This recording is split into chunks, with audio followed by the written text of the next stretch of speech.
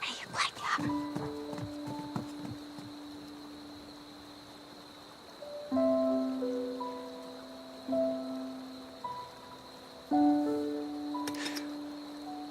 身上有伤，别喝酒了。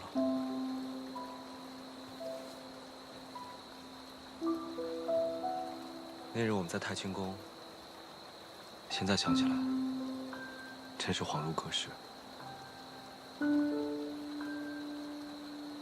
是啊，阿英，你还在生我的气吗？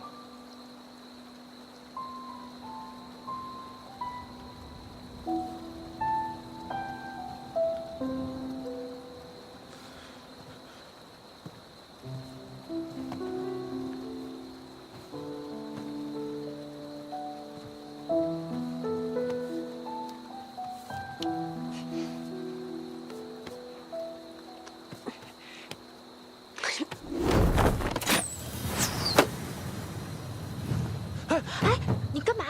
他们打起来了。打情骂俏，先打起来，自然就和好了嘛。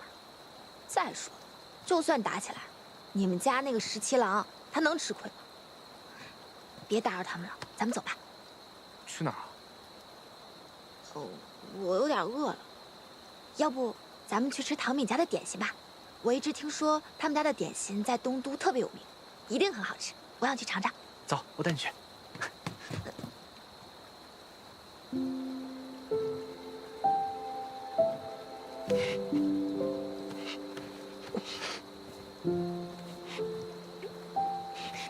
你干什么？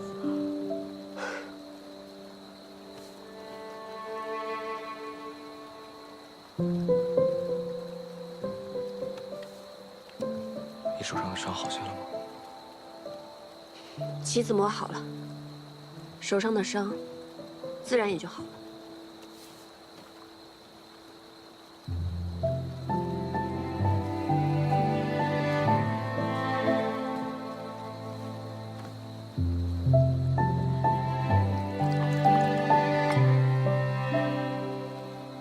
你为你们家公子亲手打磨了整套棋子，连自己手受伤了都可以不顾，但你却没有亲手为我做过些什么。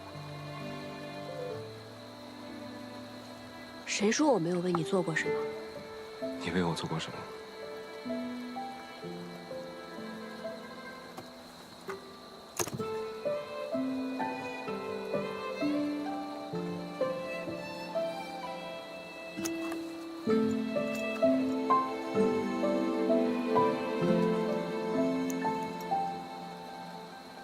这是你亲手做的？在潼关的时候，我就已经开始做了。本来一直想着找机会送给你，可是后来我发现，你是一个忘情负义、见死不救的人，我还是烧了算了。怎么能烧了呢？你要是不生气的话，只要你不生气，哪怕你一天骂我1000句、10000句，我都会乖乖听着。呸！谁愿意骂你？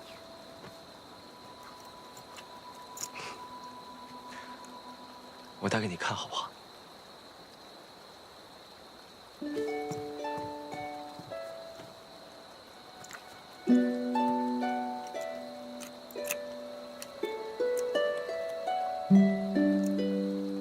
我一只手记不好，能帮我记一下吗？它不够紧，你看一下嘛，要不然你不就白送了吗？嗯。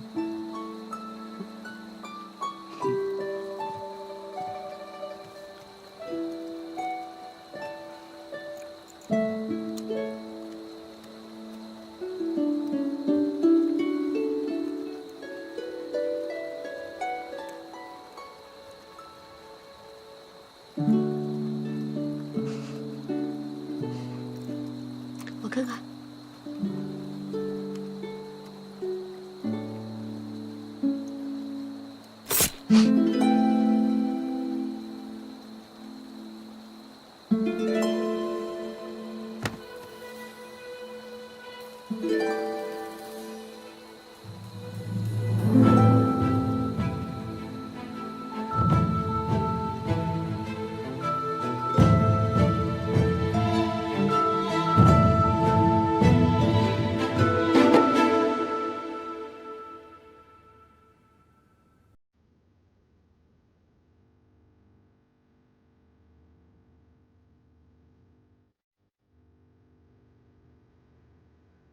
你我终究是敌非友。今日一别，再相见时，恐怕要在战场上以命相搏。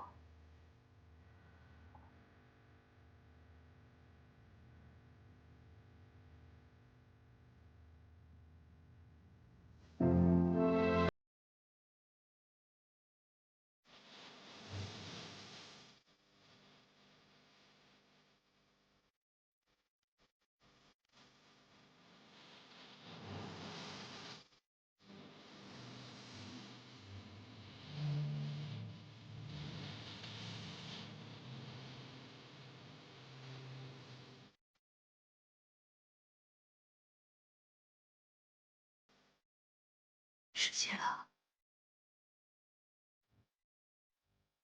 多保重。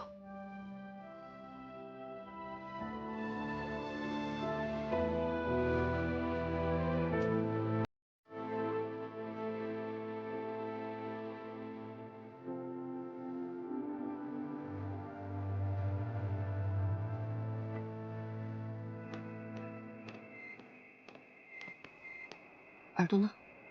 他晕过去了，我多刺了2针，保管他3天都醒不过来。真狠！校尉教得好。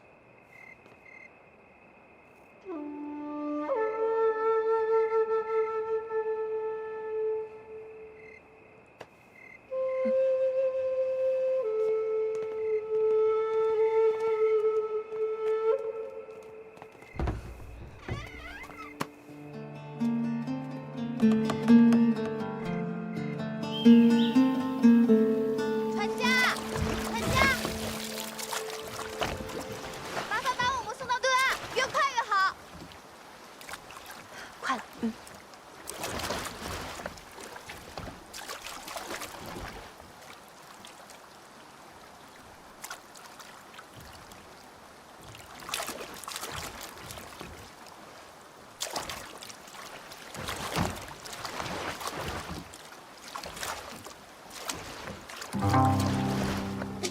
秦王，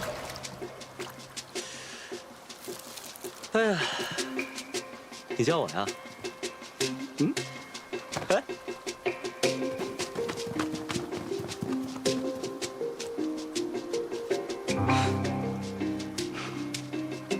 秦王殿下好计策。哎呀，这不是将计就计吗？那日看到桃子给常儿的药单，就有所怀疑。果不其然，你们不仅通过药铺联系上了崔家军，还故意演了一出好戏，为的就是让常儿真的以为桃子为我美颜，而你也真的被说动了，就是为了设一场宴，刺晕我，以便逃脱。所以你早就知道了，就一直看着我们做戏。我这不是了解你吗？不让你试着逃一次，你怎么会甘心呢？好了，现在就带你们回到你们的住处。走喽！哦，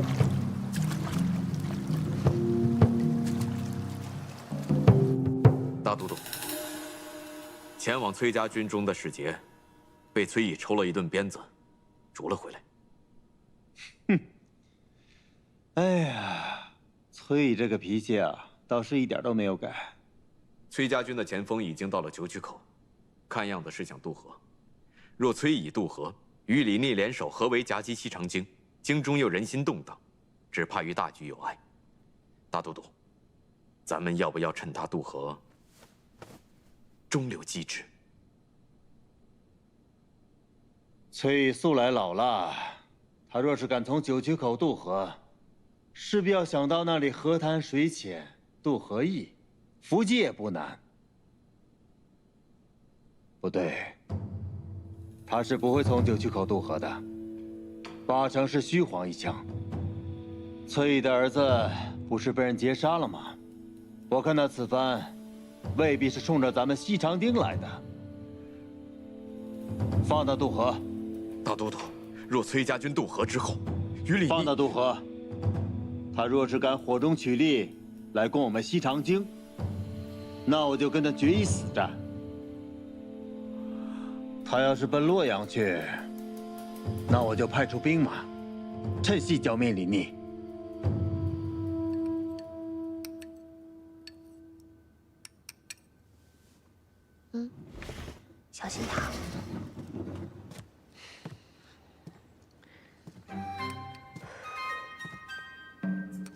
桃子，你们家校尉身体如何？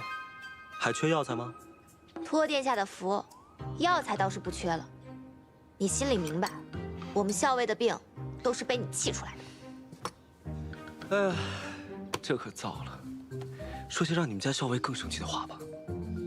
由于汲取了这一次教训呢，我又重新派重兵把太清宫这里里外外都围得跟铁桶一般。我更是派了几十名斥候，又把每一个出口死死的盯着。这次你们若还是想逃出去，我都替你捏一把汗。秦王殿下，想必你已经计划周全，准备在西长京城中一击必中了。这再严密的计划呢，都会有纰漏，谈何周全，又谈何一击必中呢？既然还没有周全的计划，那不如这样吧，我来替你谋划，杀了孙敬，然后你放我离开，如何？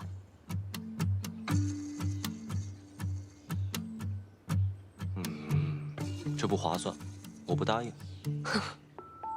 我竟然不知道殿下如此看重于我，小小女子，难道还贵重过孙子呀？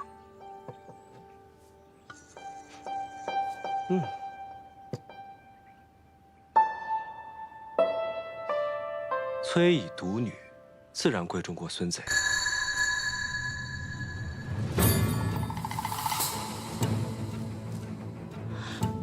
原来你早就知道我们校尉是大将军的女儿。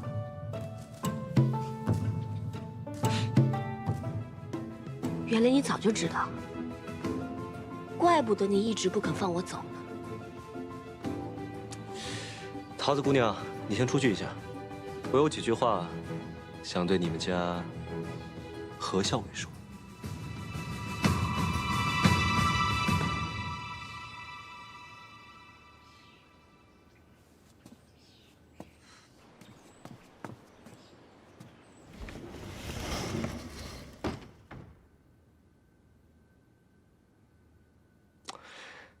其实我在救了你之后，我写了一封信给崔大将军。崔大将军，逢崔家军遇袭，恰在左近，昔为之晚矣，令公子多贺。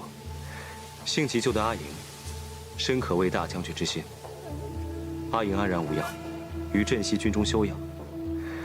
唯望大将军率大军与镇西军同取西长京，灭孙贼，平叛秦王。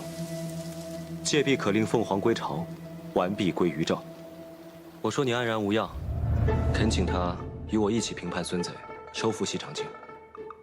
崔大将军虽然回了我的信，但殿下想说什么？不如就直说吧。我也终于知道，当初率娘子军力战不降在瀛州郡城的武烈夫人，就是你阿娘。武烈夫人姓贺，所以你化姓氏为何，自称何氏。我这几日就常在想，武烈夫人是何等英杰啊，崔大将军又是何等人物，才能生出你这样的女儿啊？你这是在打探？是啊，崔大将军其人，我没有半分把握，所以只能这样请教喽。那或许，再过一段时间，你就会知道父帅究竟是什么样的人了。我有种不好的预感。为什么？我总觉得他跟你一样，聪明过人，是个十分厉害的角色。不知道我这样得罪他，他会如何发作呢？父亲就我这么一个女儿，你拿我威胁他，父帅会作何反应，自是不必说。若是你落在了他的手中，8成他会拿鞭子抽你。哎呀，那我可得小心点，不能落入他的手中。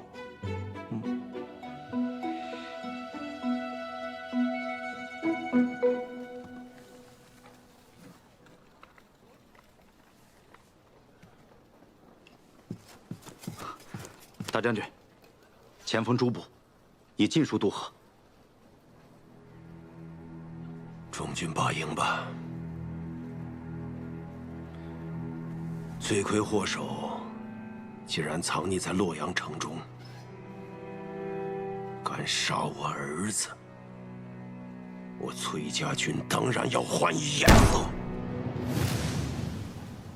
什么？崔乙没有儿子，只有一个女儿？何校尉就是崔林，死了的那个崔林就是个幌子？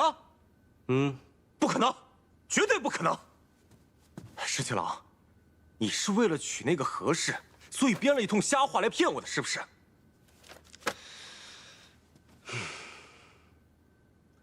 你仔细想想，从前崔公子对何校尉的态度，你再仔细想想，我有没有必要骗你？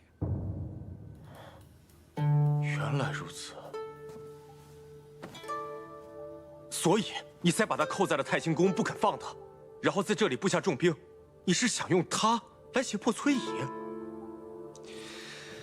这怎么能说是胁迫呢？自然是请平凉大将军崔乙，看在我们镇西军援手相救他爱女的份上，与我等一起秦王平叛，收复西长京。喝药啦！来，今天秦王送的花儿还挺好看的。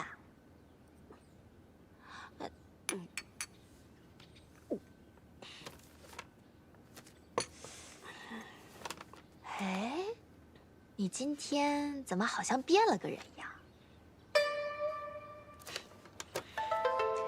变成什么样了？变回我们家以前的小姐了呗。我想着，过几日，兴许就能回到父亲身边了。这病若是总好不了，岂不是要让他担心啊？你已经想到脱身的办法了？只怕父亲已经率军赶到洛阳城外了。局势风云变幻，这个李逆困不了咱们太久了。那太好了。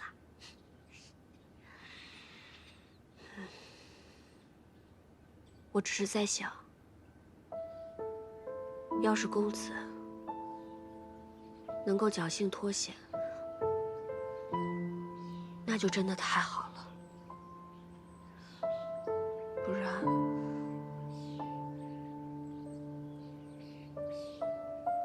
这会是我终身的遗憾。好了，如果公子知道的话，他也希望你能够不要多想，保重好自己。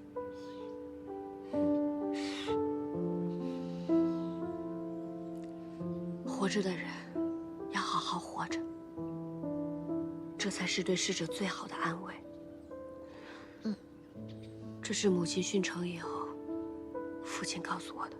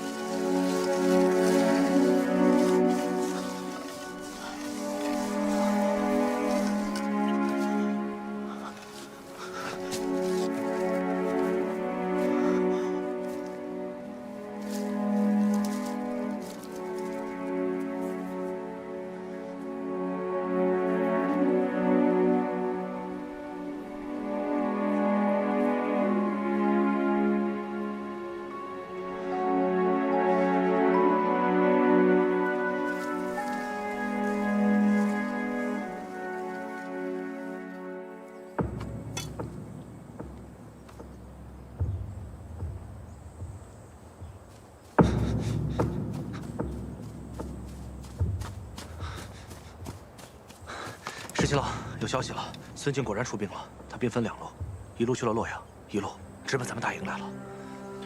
果然被你料到了，孙敬这个老贼，真的趁崔乙攻打洛阳城之机，派兵攻打我们镇西军，而且还派了一支军队去了洛阳城，看来是想白捡这个便宜啊。那我们就先在这里杀他们个猝不及防。天气都凉了，哪来这么多花呀？秦王不是命人每天送来一束花吗？我就把这花瓣、花蕊啊都给摘下来，能入药的入药，不能入药的就入浴，绝不浪费。我们家桃子还真是不嫌麻烦呢。每天待在这儿，闷都闷死了，总得找些事情做吧。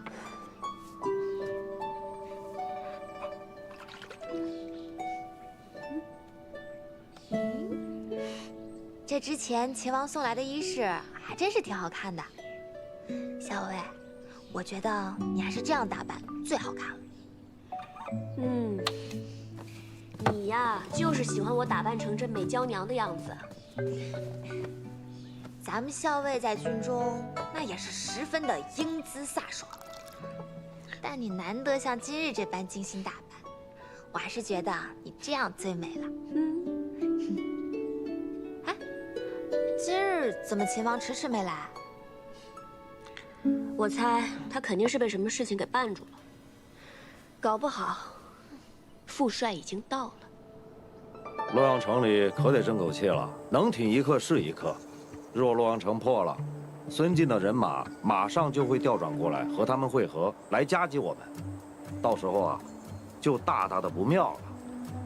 老四，咱俩赌一把，什么？就赌这洛阳城，他能守到几时几刻？不跟你赌，不跟你赌。洛阳恐怕是一时半刻也守不住。哎呀，一帮莽夫！如今只能指望崔乙能够阻孙敬一族了。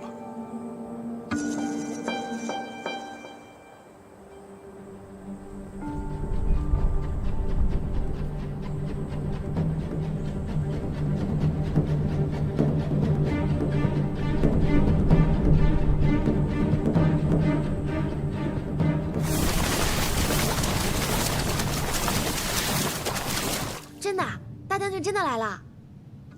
我虽然是猜测，但是8、9不离十。这些年，崔家军都以公子的名号在外征战，副帅一直久居营州，但一招出手便大破孙敬之军。李逆这个人心思缜密，他摸不清副帅的行事做派，便不会轻举妄动。那秦王到底想干什么啊？难道他想跟大将军开战？上兵伐谋，其次伐兵。李逆的上上之策，肯定是想拉拢副帅，合纵连横，收复西长京，力保李氏江山不失。啊，这个李逆想的还挺美的。小姐，你可什么都别跟他说。这次大将军来了，可得好好揍他一顿，给咱们出口气。放心吧，我肯定不跟他说。再说了，副帅是何等人物，又何须我说呢？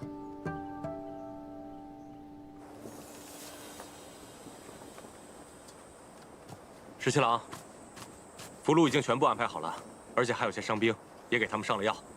咱们这一仗又折损了孙敬不少人马。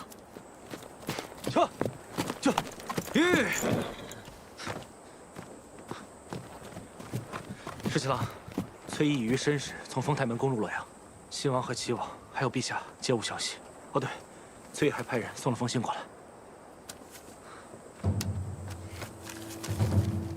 今奉陛下及信王、齐王于洛阳，以咸邑之城，望殿下即刻送还我崔家军人，否则必提兵相见。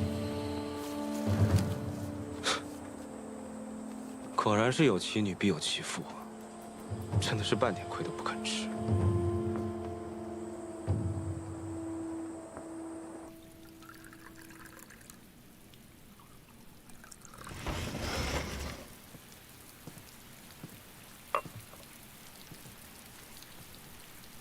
殿下，请用茶。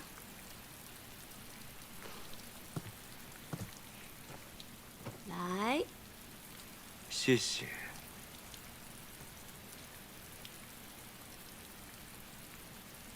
这护腕还带着呢。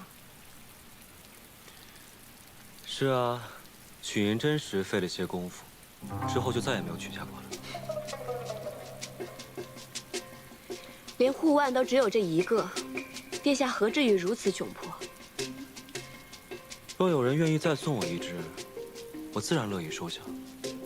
殿下军务繁忙，既特意到此，想必是我父帅令殿下看到了他的诚意。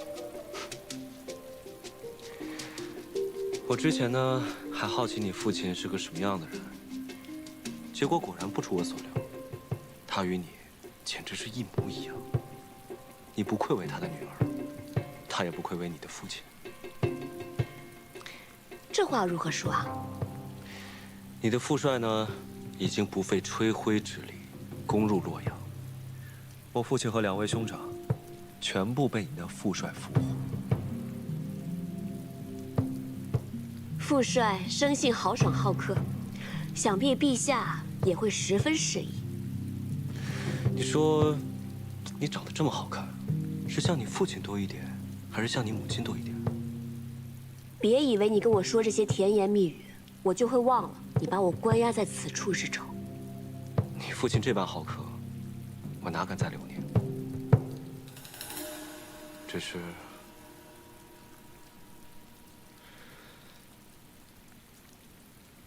是仅此一别，再相见时，不知何时何地。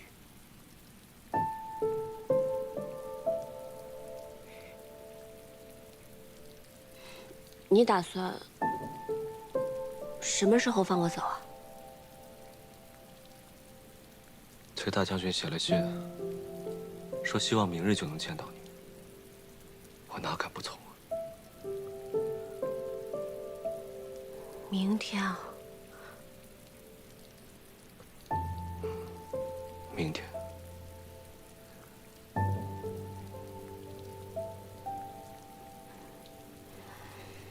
实在太快了吧？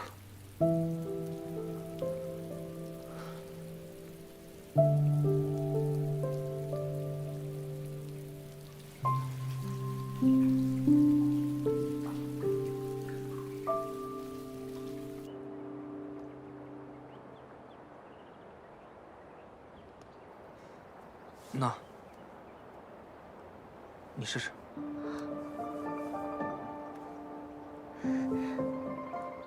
你真的做出来了？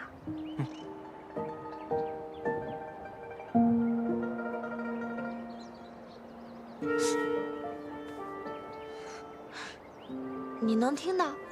啊！以后只要你吹响它，我就会立刻到你身边。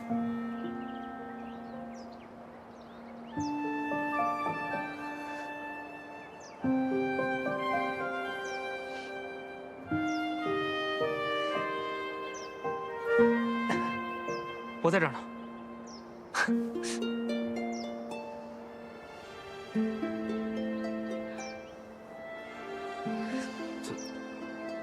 怎么了？你不喜欢吗？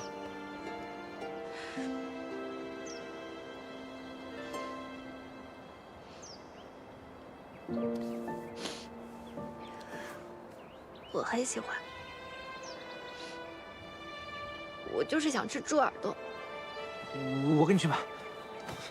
哦，你别难过，我很快回来。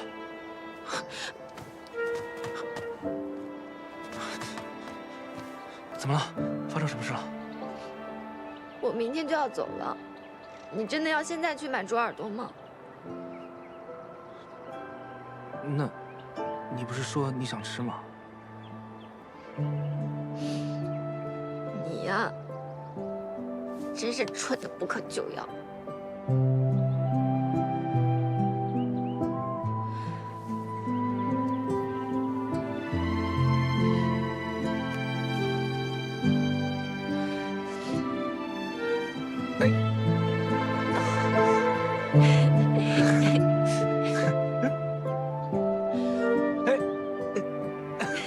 在这儿呢。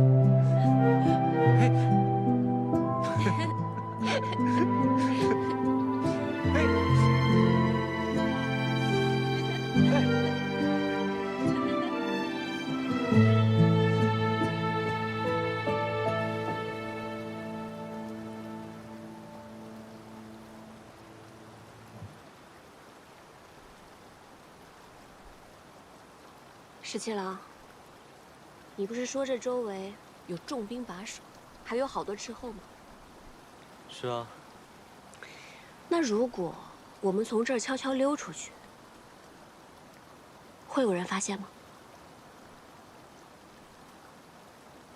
试试。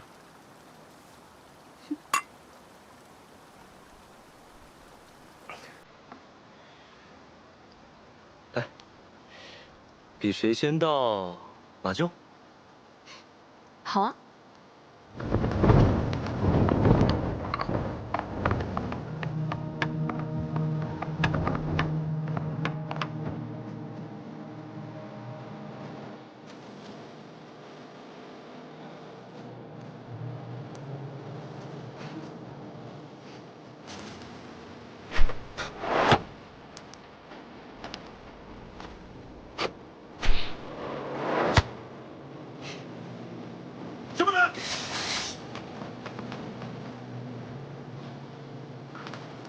殿下，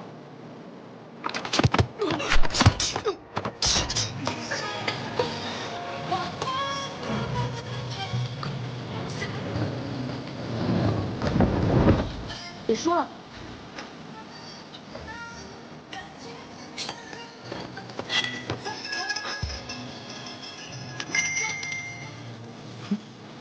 不知道这样，想谁胜谁负？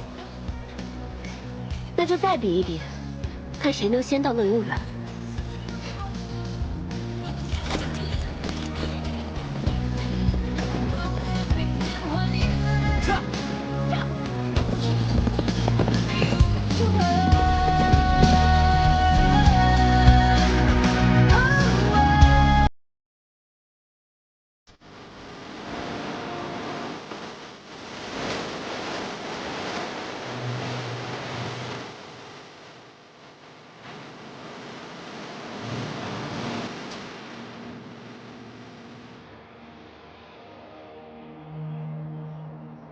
乐游原上遥望京都，果真很美啊。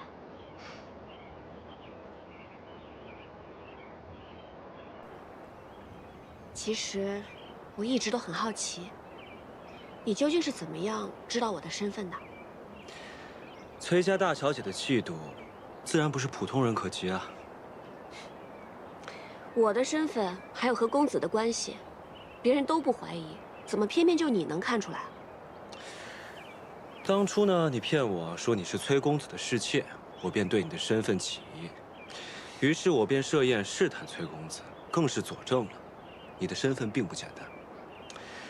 你和你们家公子名为主仆，实则他对你更尽几分。加之洛阳城之前，我又撞破了你替你们家公子上阵御敌。我就知道，当时你挑开我的面具，不免会疑心。可是当时我只是带公子上阵，你又如何能确定我就是父帅的女儿？当日你在潼关不顾自身安危，也要救崔大将军，在旁人看起来可能全无破绽，但经过我细细琢磨之后，我总觉得不对，终于就被我猜到了。原来你早就知晓了。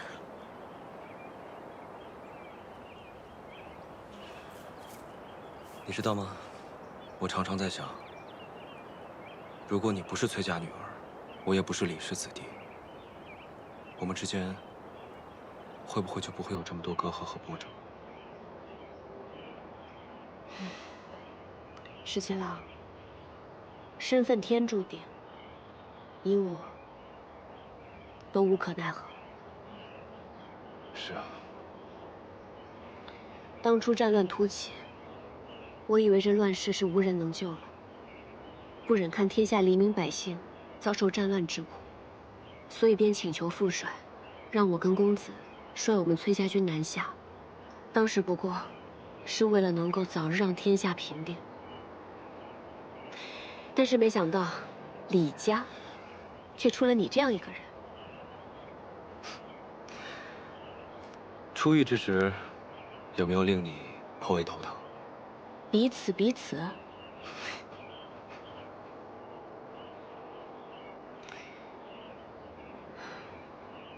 石七郎，你有没有想过，若是有一天可以收复这西长京，此番大乱平定之后，那天下究竟需要一位什么样的君主？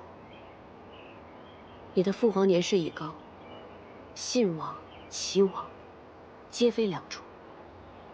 还有太孙，我想将太孙寻回来，劝说父皇，立他为主君。他天资聪颖，辅以良师，未来一定会是一位好君主。那如果太孙寻不回来，又或者你的父皇根本就不愿意立太孙为储君呢？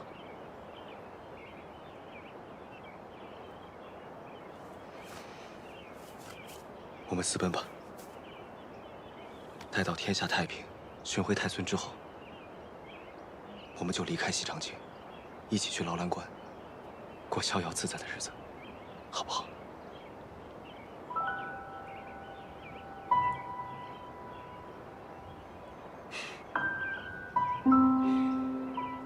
虽然知道不是真的，但是听你这么说，我还是很高兴。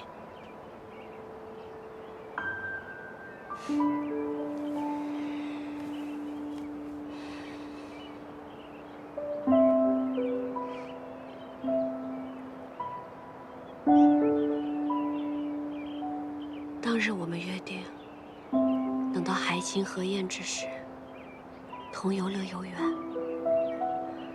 可惜，天下未定，明日我们就要各奔东西了。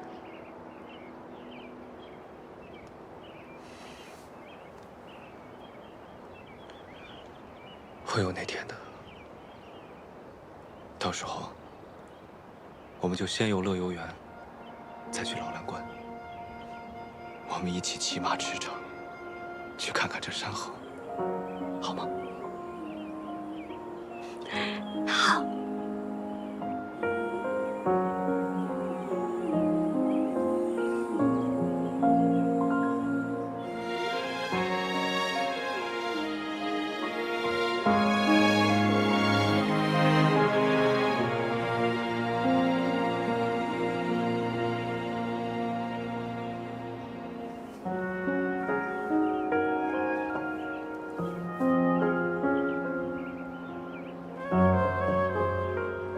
明日分开，再见，就不知何时了。当日得你所爱，今天完璧归赵了。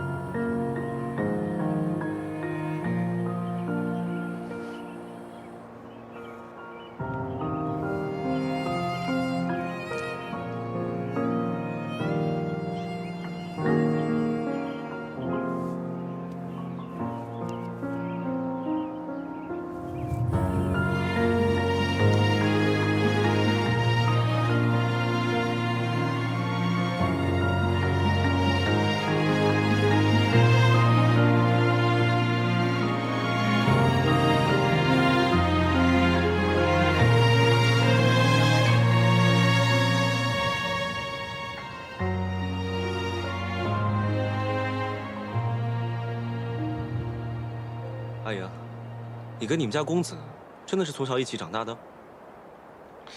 我看你是对这件事情尤为在意。那当然了，我第一次见到你们就那么亲密，我心里就不舒服。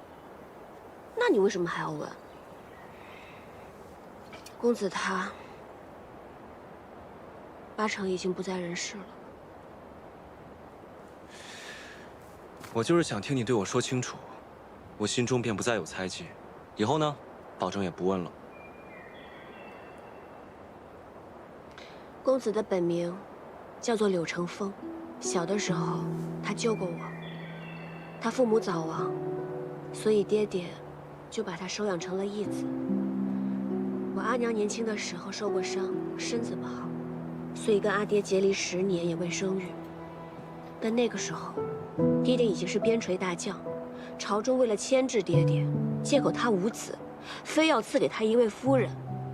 后来阿娘心一横，到处研医问药，最后终于有了我。可惜，还是无法应对朝廷。阿爹便谎称自己生了个男娃，按照崔家的排行，取名为崔林，奏报于朝中。原来如此。后来，阿阿爹在瀛州对抗接硕，阿娘力战殉城，朝中追封阿娘为武烈夫人。阿爹感念阿娘的情谊，再位续弦。后来阿爹也把我当成男孩一样养大，但在我7、8岁的时候，女孩的样子再也掩盖不住了。阿爹就让柳成风顶着我崔琳的名字在军营中行走，以免我是女子一事被揭穿。公子因为我从小到大遭受了不少危险，就连他的名字也不被人所知，所以他活生生的活成了我的影子。我们俩从小一起长大，我把他当作兄长，自然要比旁人亲近一些啊。你把他当兄长，他心里可不这么想。他都已经不在了，你还要这么介意吗？怎么总是说我？那你呢？我怎么了？顾相家的那位小姐十分中意你，在西长京的时候还不顾危险到客栈来给你报信，你就不感念人家的情谊吗？顾小姐同我和我同她可不一样，她十分中意我，我又不中意她，只好令她失望了。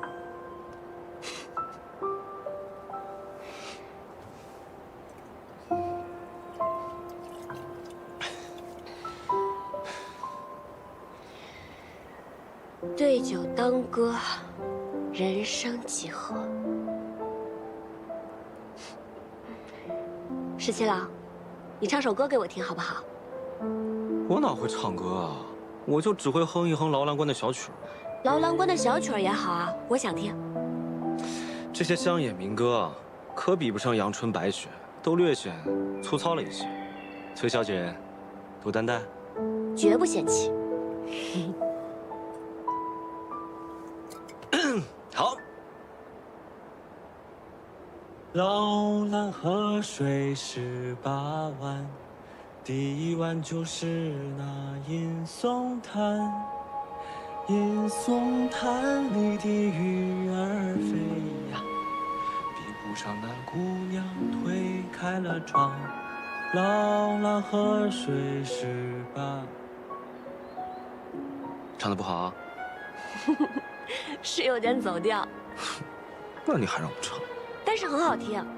真的吗？嗯。那我认真唱一遍。好。那我要认真站起来唱了。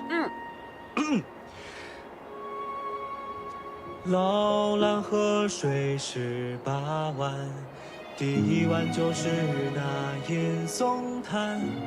银松滩里的鱼儿飞呀，比不上姑娘的眸儿美。劳兰河水18弯，第二弯就是那鲫鱼。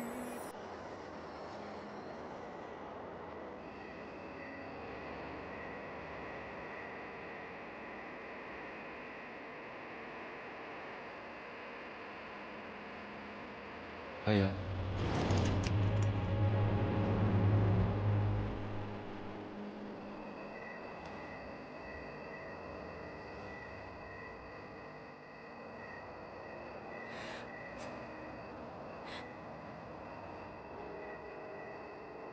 哎呀，你要再不醒来呢，我就要气你了。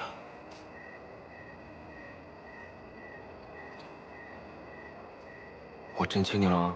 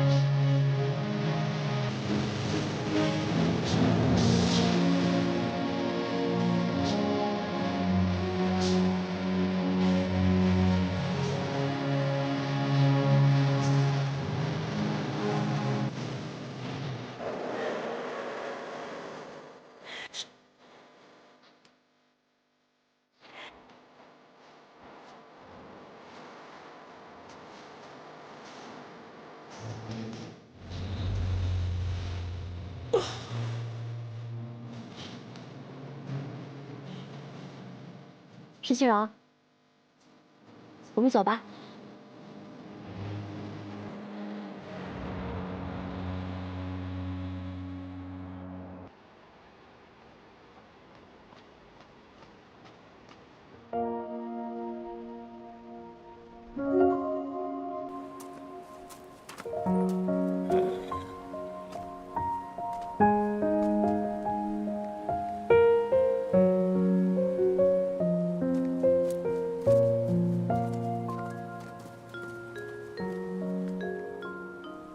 何校尉，请。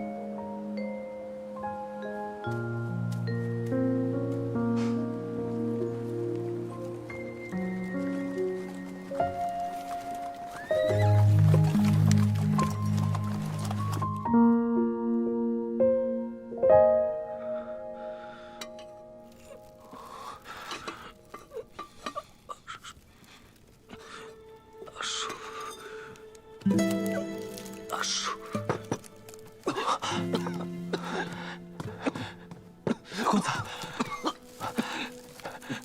公子你醒了，公子你终于醒了。校尉呢？校尉没事，校尉真的没事。我看到镇西军从山上冲下来，定然是救了他。公子好好疗伤，咱们还要回去见校尉呢。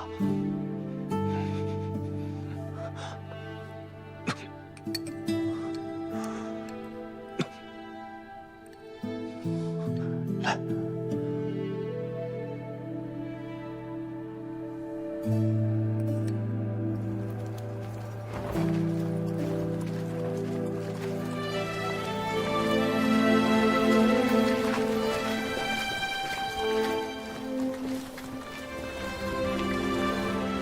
将军，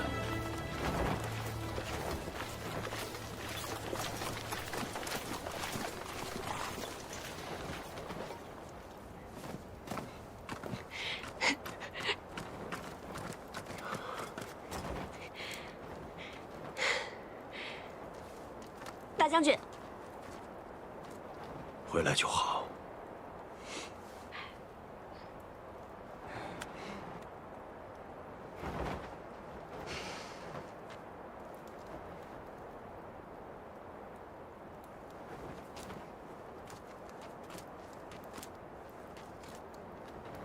秦王，信王、齐王，我已经派人送回你营中了。至于你父亲，你既然来了，待会儿就亲自接走吧。崔大将军心怀大义，李逆感激不尽。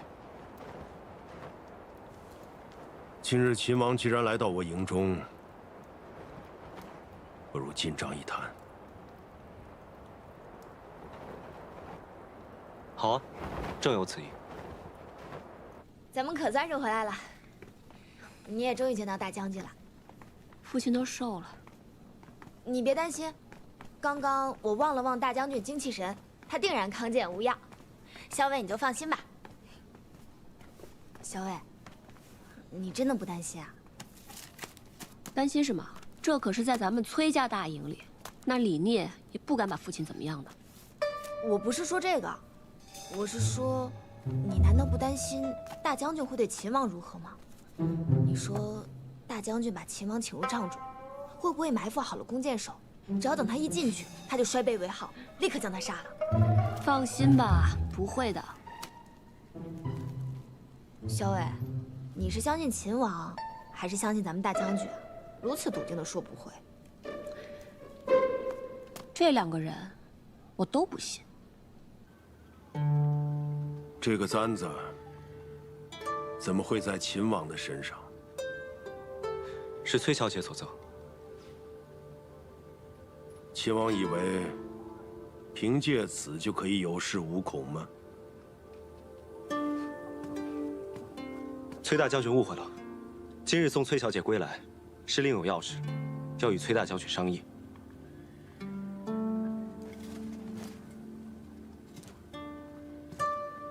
秦王恐怕是想借我崔家军之力，收复西长京吧。之前秦王曾写信胁迫于我，今日还亲自送小女回来，想必秦王是觉得老夫不敢取秦王的项上人头。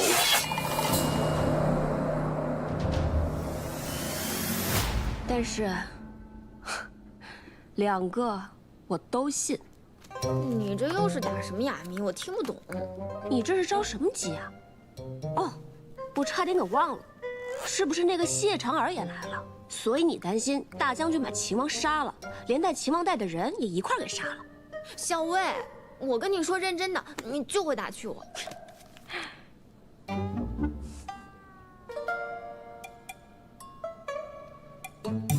大将军，阿爹，吃饭啦，来尝尝我给你煮的面条，可香了。阿英啊，你怎么不问问秦王去哪儿了？难道阿爹还会把秦王杀了不成？敢扣我女儿，还敢写信胁迫我，难道不应该杀了他？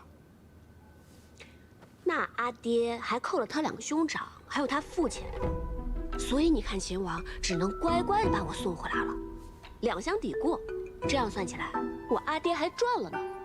我正想问你呢，你怎么把你阿娘留给你的簪子送给秦王了？那是他赢了，我给他的彩头。什么赌约呀？值得你把你阿娘留给你的簪子做彩头啊？是这样的，阿爹，当初在并州的时候呢，那个韩立翻脸不认人，我跟李逆呢都是性命危在旦夕，所以我们俩就打了一个赌，谁要是赢了，那另外一个人就来帮助这个人成功逃脱，输的那个人就留在并州来做接应。李逆他输了，所以他就帮我先行逃脱，我就把我的簪子送给他当做彩头了。胡说！明明是你赢了，为什么要给他彩头啊？难道他当时是故意输给你的？阿爹，阿英，你别被那小子骗了。他要是故意输给你，让你安然脱困，又怎么会让你知道？阿爹，你的阿英有那么傻吗？那可不好说，突然间犯起糊涂来呢。总之啊，这小子骗了我的女儿，还把你扣在太清宫里，实在是可恨。对，确实可恨。现在李逆终于落在我的手里，杀了他，正好解我心头这口恶气。如今东都已经在我崔家军的掌控之中，收复西长京，这天下就可以太平。你当初出瀛州，希望老百姓过上好日子的愿望，就要实现了。阿爹，你要是此时杀了李逆，那天下百姓就再没有好日子过。你当初在瀛州的时候可不是这么说的，你说皇室李家昏聩无能，天下唯有能者居之。那当时这不是不认识李逆吗？哎，阿爹，我跟您说啊，这个李逆呢，他自出劳兰关，能征善战，最难得的是他没有功利之心，只想平定叛乱，然后就重返边关。他是一个能担大任，却怀有一颗慈善悲悯之心的人。这样的人啊，才是战乱之后最好的君主，要不然以后无论是谁上位，必定还会天下崩坏。你向来眼高于顶，没想到李逆竟如此得你青眼。我已经把他杀了，以后不要再提他了。我不信，阿爹是不会杀了他的。为什么？因为我了解您啊，就算阿爹再恨他再恼他，也要等咱们收复了西长京，再过河拆桥，把他杀了。照你这么说，留下秦王还有几分用处？当然有用。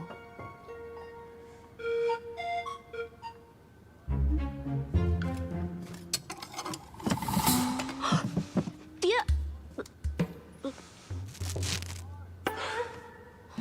哎呦，我女儿说了，留着你还有用，就暂且不杀了。你也真是的，打不赢我阿爹就不会逃吗？被绑成这样关在箱子里，很舒服啊。倒也不是打不赢。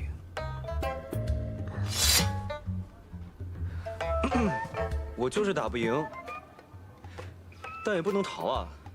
我这不还指望崔大将军能够助我镇西军收复西长京吗？原来阿爹是答应秦王要一起出兵收复西长京了，多谢阿爹！这回你可放心了，也不催着阿爹用饭了，也不管那面是不是坨了。马上重新再煮一碗。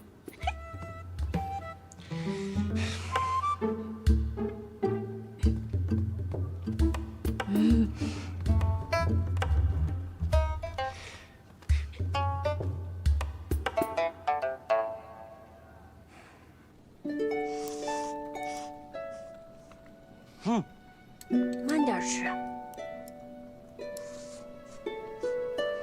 慢点吃。好吃吗？好吃。这是刚才绳子勒的。没事，过2天就好了。你可真傻，小仗则受，大仗则走。这么大一个人被捆得结结实实，窝在箱子里多久了？不怕伤到筋骨吗？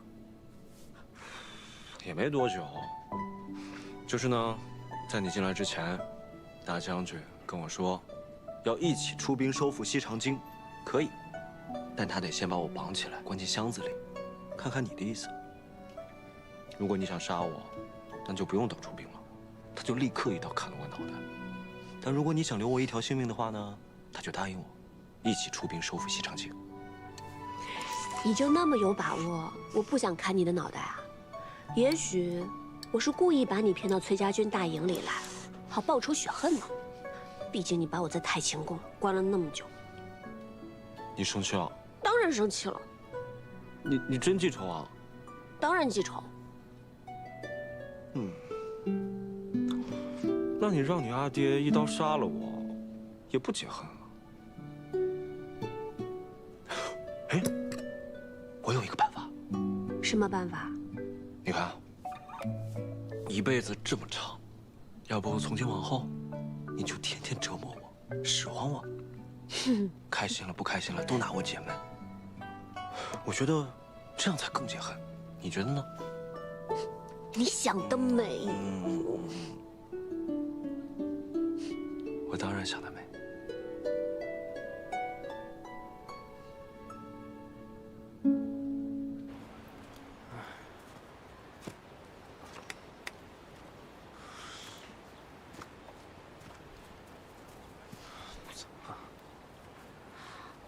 说什么？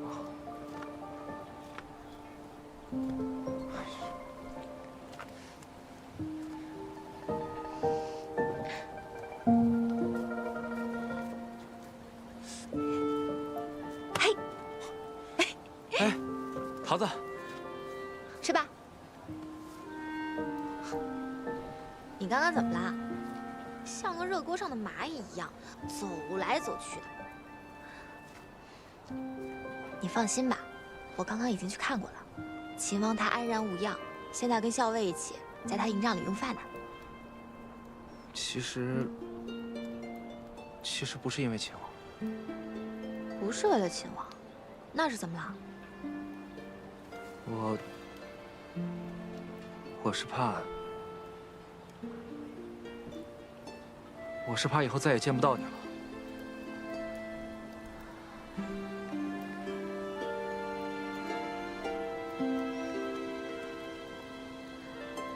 你想之后天天见到我呀？但是我们马上就要分开了，之后还有打仗，万一我受伤了，或者……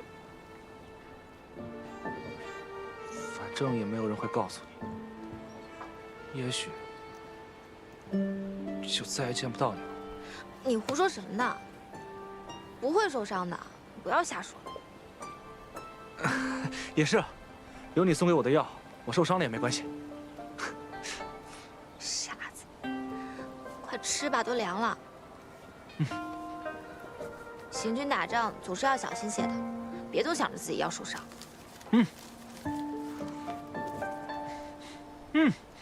真香。慢点吃。那位医师千叮万嘱，让您不可劳累。我不知道阿莹现下安好与否，你叫我如何等他？可您的伤势还未痊愈，您这样赶路，和自残何异啊？你看看这一路留下的记号，崔家军就在附近了。我今日必须得回营，见到阿莹我才能安心。公子，校尉吉人天相，他一定会没事的。公子，阿寿，快！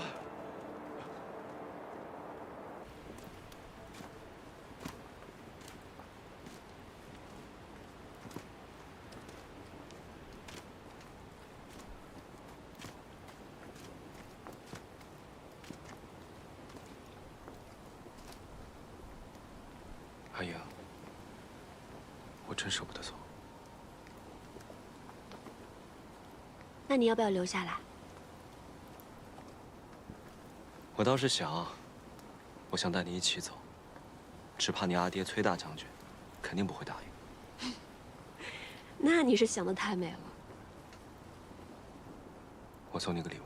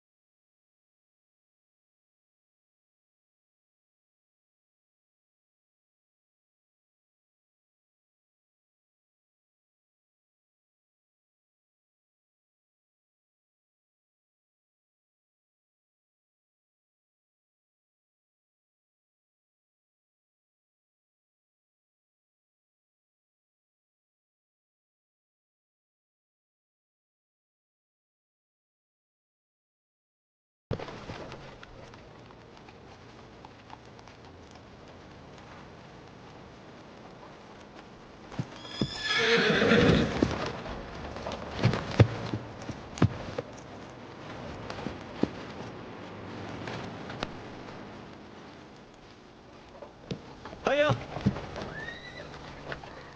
韩英，等到天下太平，我定娶你为妻。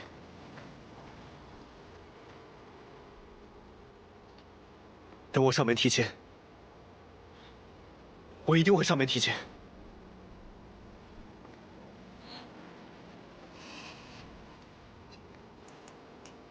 我要娶你，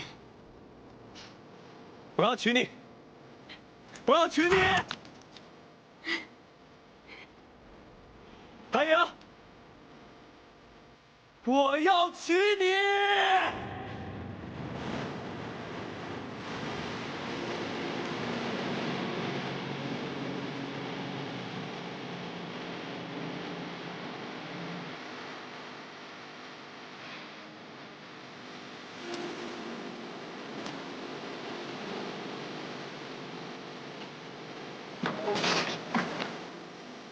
公子，快走！离开这儿！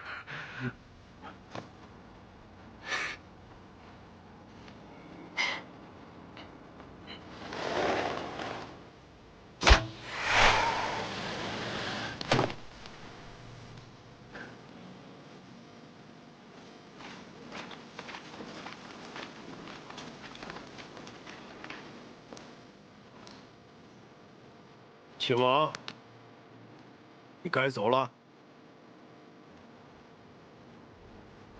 韩英，保重，等我。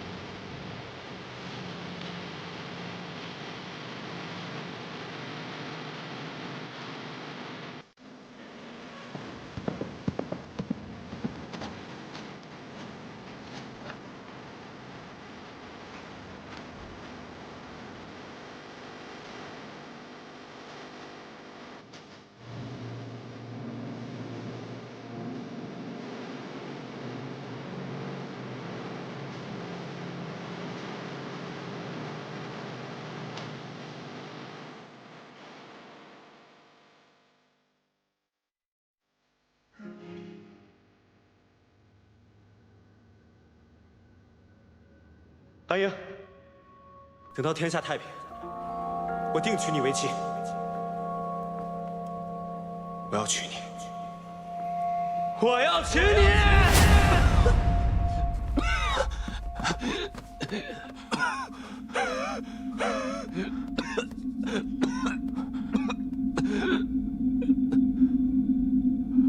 公子，咱们回去吧。回哪儿？我已经没有家。可是不回崔家军的话，咱们压根儿无处可去。无处可去，无路可走，无药可医。我是谁？我不是崔林。我在这个世界上从来就无名无姓。我顶着崔林的名字活了这么多年，我都已经忘记我自己是谁了。为了他，为了阿莹，可是他现在压根就不要我了。我已经把自己活成了他的影子，可是他现在根本就不需要我这个影子。我已经不知道要怎么活下去了。公子，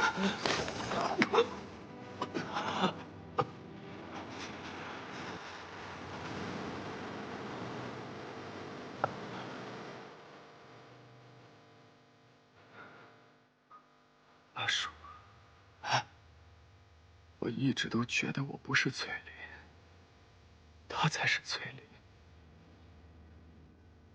她哪怕是个女儿家，她才是真正的崔丽。阿爹，还有阿姨，都不需要我这个影子，一个被主人抛弃的影子，一个没有用的影子。阿英和我永远都不可能。都怪我，都怪我，怪我身子不好，怪我不能上天杀地，都怪我身子不好，都怪我，都怪我。阿叔，我求求你，你把我杀了好不好？把我杀了。一个被主人抛弃的影子，就应该去死，就应该去死。我知道有一种续命之法，据说只要服了结说的神药，哪怕病弱的人也能康复如初。公子，我陪你去找那个神药。不，绝对不能去。崔家军和结说有着血海深仇。阿英的娘亲就是死在结说人的手里，我是绝对不会去找他们的。公子，只有活着才能去见校尉，只有活着才能等到校尉的回心转意。如果有神药，公子你身子恢复了，也许到那个时候，小慧就会看清林宁的真面目，小慧就能看到公子从前对她的一片真心，她就会回心转意了。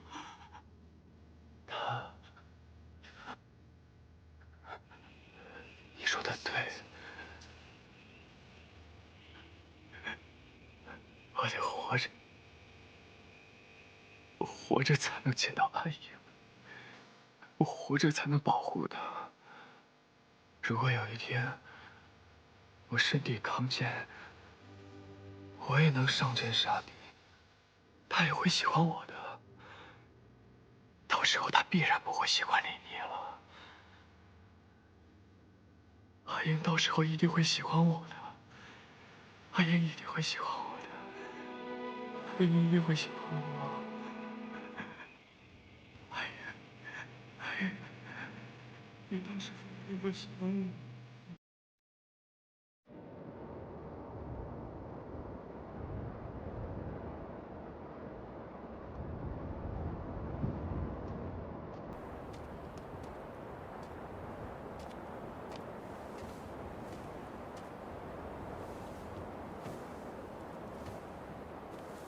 夜半风凉，还是回去歇息吧。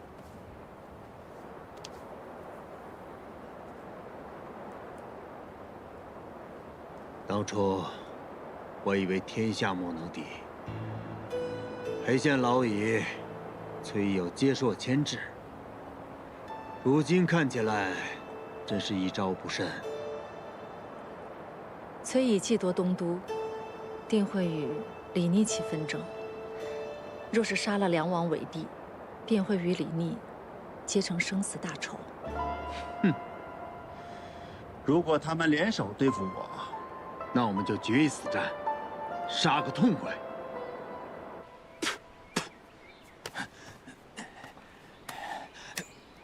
我就说，信王率军守城，他绝对守不住。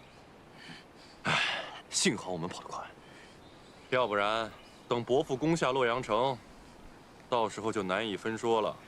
伯父现在是死了亲生儿子，肯定怒火冲天，暂时顾不到我。不过这么一来，到时候也只有我能继承崔家的家业，毕竟亲伯侄嘛。万一大将军知道崔公子遇袭的事根，那怎么可能呢？这人马都是乔装改扮过的，他就算往下查，那只能是查出来是李俊的人马。如若不然，他怎么可能这么怒气冲冲的就攻下洛阳城呢？若是大将军拷问信王，只怕信王他……就算他盘问出来了，啊，就算他李俊和盘托出，那也是信口开河、胡说八道。你想一想，李俊不单单是设计害死了他的亲生儿子，又挑拨离间我们伯侄关系，伯父能信他？你跟了我这么久，能不能长点脑子？是，那咱们先找个地方藏匿起来，再看看风向。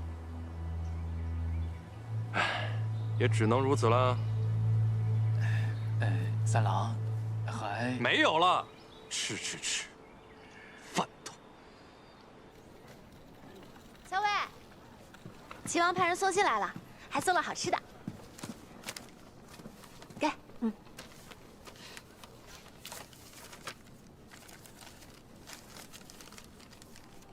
大战在即，呼吁你深爱此物，特级之疗以解闷。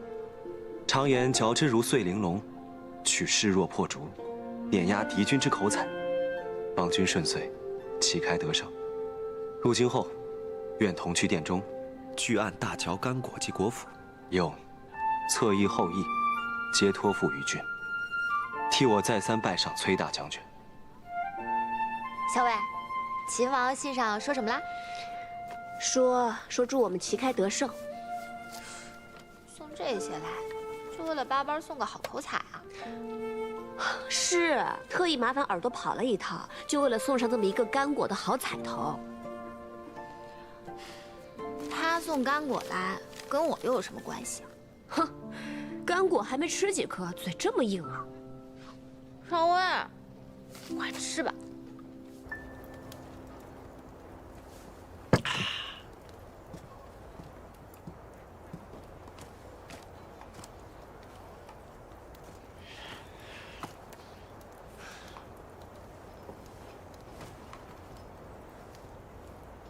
赵二哥，你怎么了？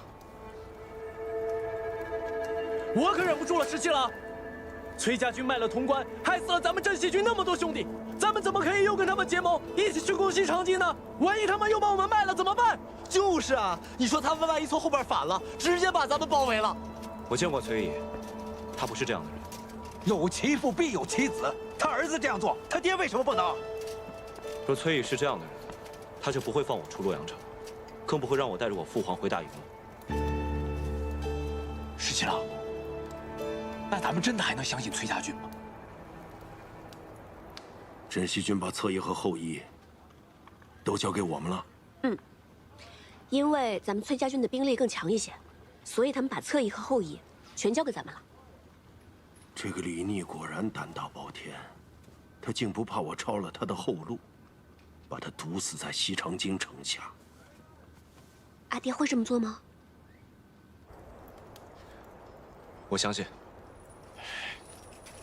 那石七郎信，我就信。我也信。我相信你，石七郎。那我也相信石七郎。赵二哥，你相信我吗？我当然相信你。谢谢你们相信我。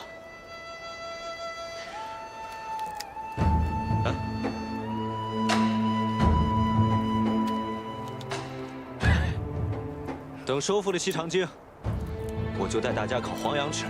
烤羊就算了，得有酒啊！对，有酒。来，干！来，干！要不是碍着你的面子，这活早就把他给收拾了。阿爹，你才不会呢。不过，就算我们崔家军和镇西军加起来，比孙敬的守城兵马多，但自古以来，守易攻难。李逆虽然是个混小子，但不像莽撞之人。他是不是在城里还另有布置？阿爹瞧出来了。其实早在前些时日，李逆就已经派人在城中暗中散布谣言，煽动百姓去哄抢粮食。此时城中人心惶惶，一旦攻城，城中街坊必定会先乱起来。而且我还猜他八成安排了放火，或是去太仓抢掠粮食。一旦城中乱了，太仓无粮，那守城的军士必会挨饿，这样攻启城自然会容易很多。是吗？怎么，阿爹认为这样布置不妥吗？李逆看着少年老成，他八成还有一招布置，而且这一招布置必是绝杀。光是烧裂太仓，搅乱城中民心，似乎还不算绝杀。其实我也猜测，他肯定还有招绝杀，但这一招到底布置的是什么，我目前还真猜测不出来。我倒是有点明白，你为什么瞧得上那小子了。阿爹，人家在跟你说正经事儿。哎，我在他这个岁数的时候，也没有他胆大缜密啊。虽然当时在瀛州和接硕大大小小打了几十仗，他怎么能跟阿爹比呢？他只不过是运气好一些罢了。出身帝王之家，不骄矜，从劳郎关至此一路征战，负半壁江山，得万军拥护。其实运气好就可以一言代之的。阿爹这么夸他，我倒觉得他配不上我阿爹的另眼相看。哎，既然他得到我女儿另眼相看，他自然也值得我另眼相看。那阿爹以后不挠他了吧？我只是说，打仗看着还行，想娶我女儿，做梦。又懒。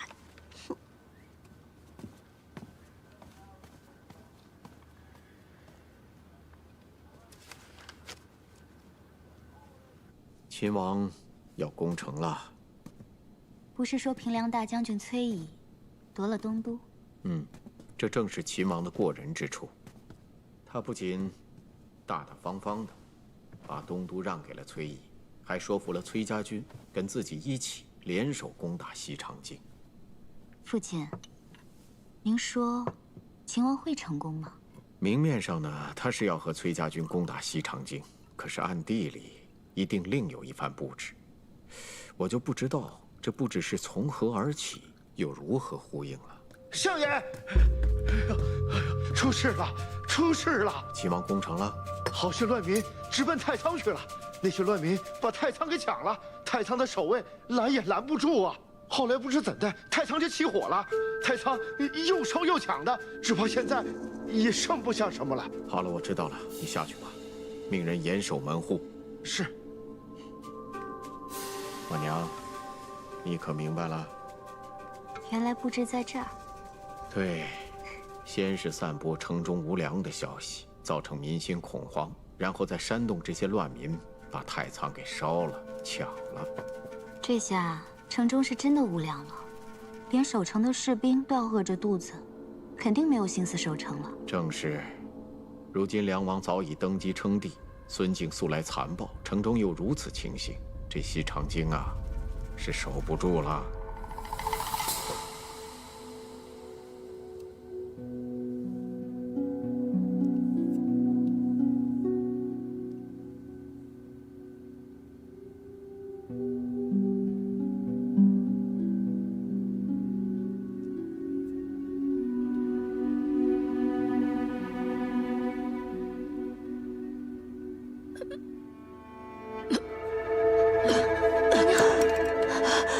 娘娘，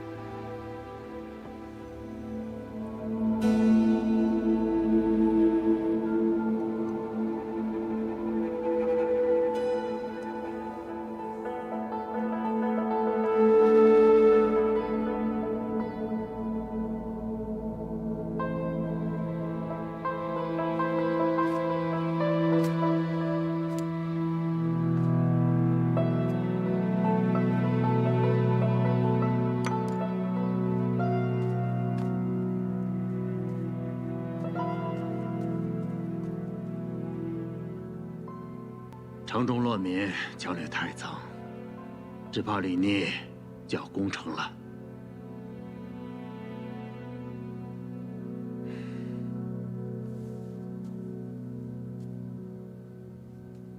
阿进，我不想让你再去打仗。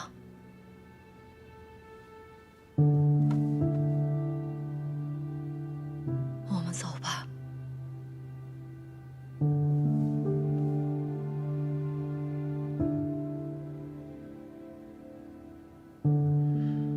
自从我们重逢之后，我就一直在想，这日子过得真快啊，一会儿半辈子就过去了。要不，我也出家，陪你去守城吧。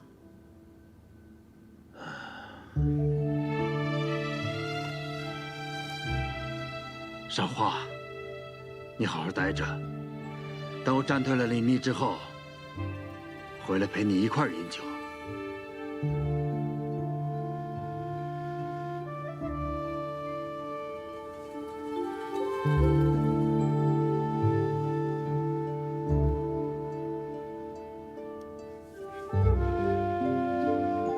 我等着你回来。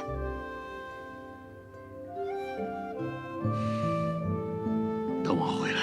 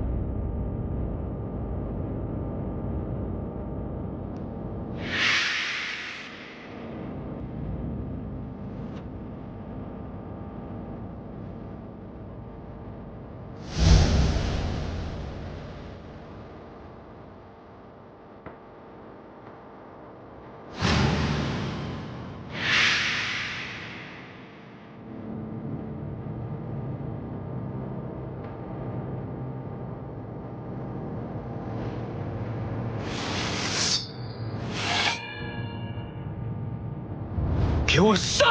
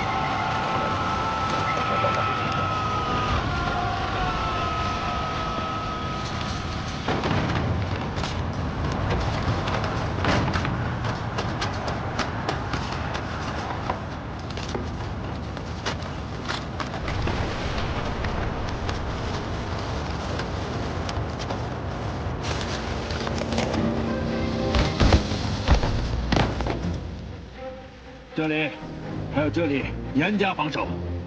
报，大都督，镇血军和崔家军攻势太猛，四处架设云梯，几个城门都有工程锤重击，我军将士疲惫不堪，死伤惨重啊！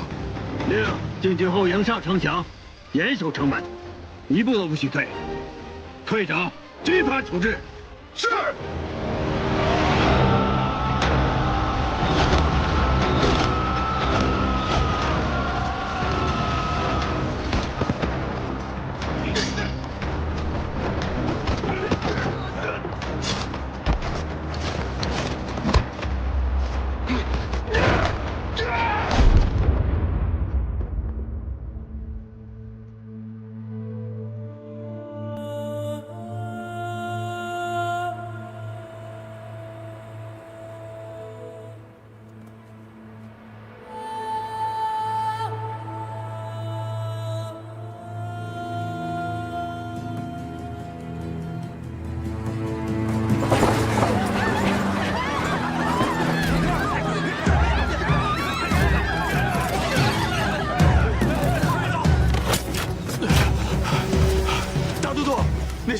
士兵动起手来，有的还将守城用的火药，请大都督示下。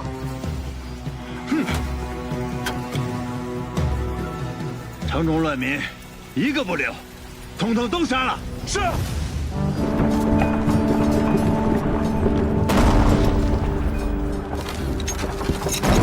大都督，目前城中已乱，情势危急，大都督不如提前退走，到潼关再做计较啊。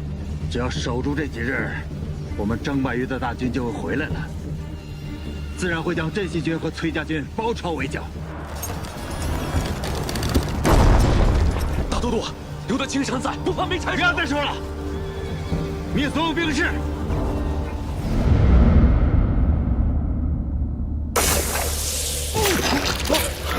大都督，大都督，大都督，大都督，大都督，大都督，大都督，大都督。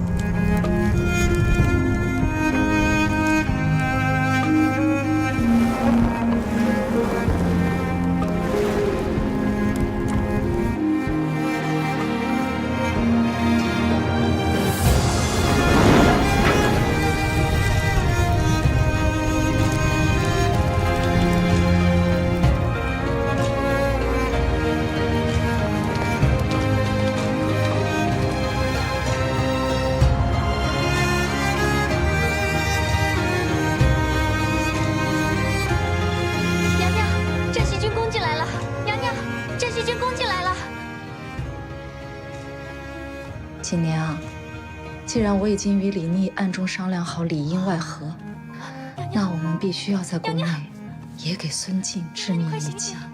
娘娘，你醒醒，来人！哎呀！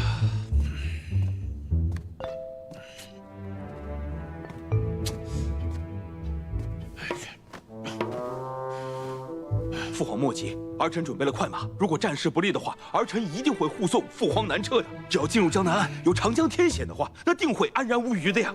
父皇，万一战事不利，儿臣愿意留下来，率后队抵挡敌军。到时还请大哥护得父皇先行一步。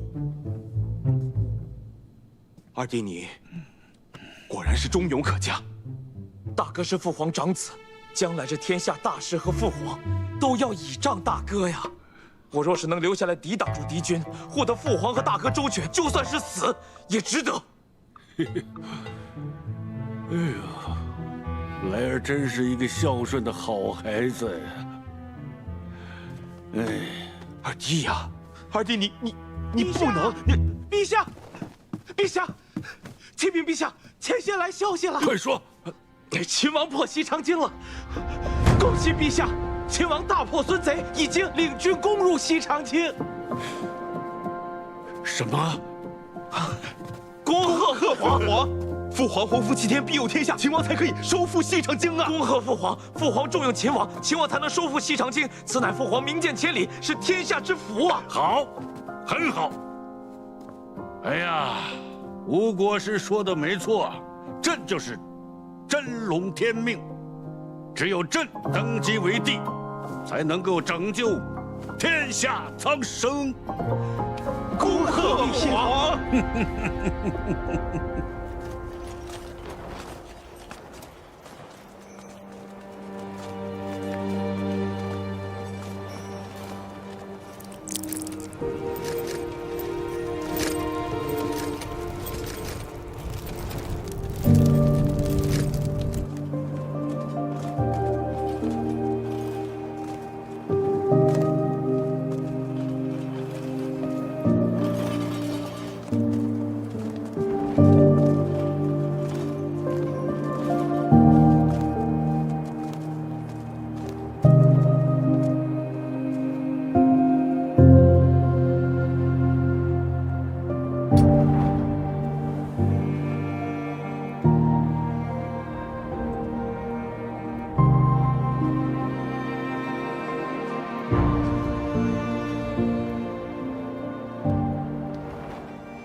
16岁，按照惯例入宫拜别先帝，启程去劳兰关。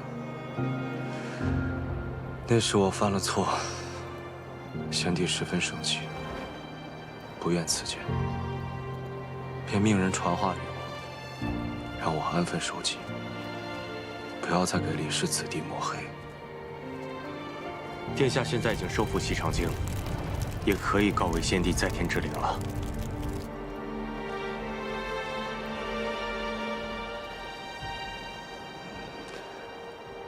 追孙敬的人如何？哦，经过几次短兵相接，还是没能拦住他们。孙敬的亲信副将誓死护卫，看来孙敬现在应该还是昏迷不醒。他们且战且退，已经连夜退到潼关了。崔大将军呢？这破城之后，崔大将军便率队入宫，在建元殿前下马，后云霄台。他说了一句“一行阑珊，不过如此”，便率队出宫，前往了城外崔家军的大营。不过如此，我也想如他一般，破城杀敌，到最后再来一句“不过如此”，拂袖而去。这才是真正的大将风范。殿下，您与他还是不同的。可此时的我，十分羡慕他。殿下出劳兰关，率兵擒王，平定天下，现在已经收复西长京，所以从此之后，已不与世人相同，也不能再说羡慕他人了。是啊，多无趣啊！唉，阿莹呢？他跟崔大将军一起出城了吗？哇，原来这就是皇宫啊！哎，小伟，这里好像除了楼高一点、屋子大一点以外，也没有什么不同嘛。你看，咱们现在待的地方叫做玉辉楼。往前，那边是建元殿、乾正殿、景德殿，那些都是前朝皇帝理政的地方。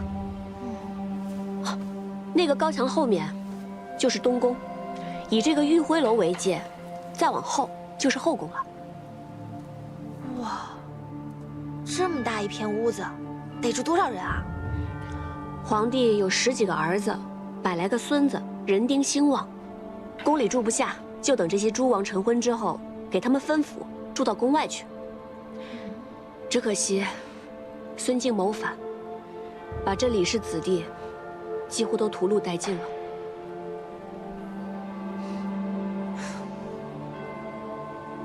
哎，齐王来了。阿莹，有一件事，我想要拜托你。什么事？现太子妃萧氏，她忍辱负重，为了给孙敬下毒，自己也身中剧毒。如今她性命垂危，我想要请桃子给她医治，因男女有大方，请你代为照顾。原来是他给孙敬下的毒。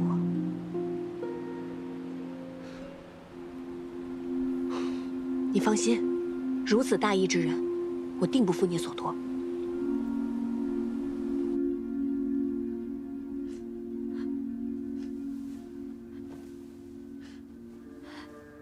就是这盒口脂，娘娘说，若在饮食中下毒，只怕会引得孙敬察觉，所以才下在口脂之中。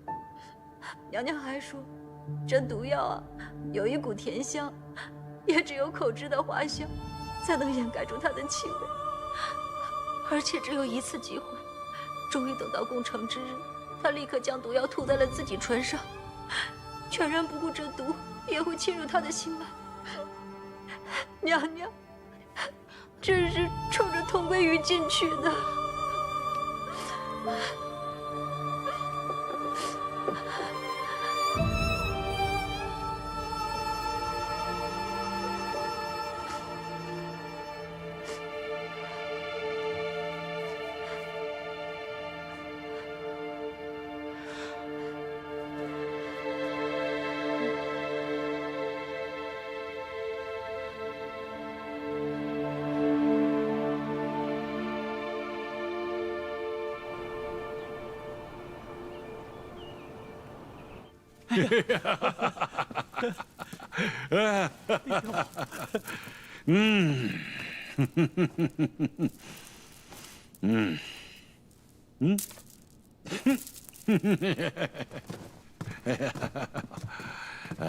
儿臣见过父皇。哎，免礼免礼，谢父皇。秦王遣了兵马出城来迎接。朕作为天子，要摆了大驾，回西长京，接受百官的朝贺。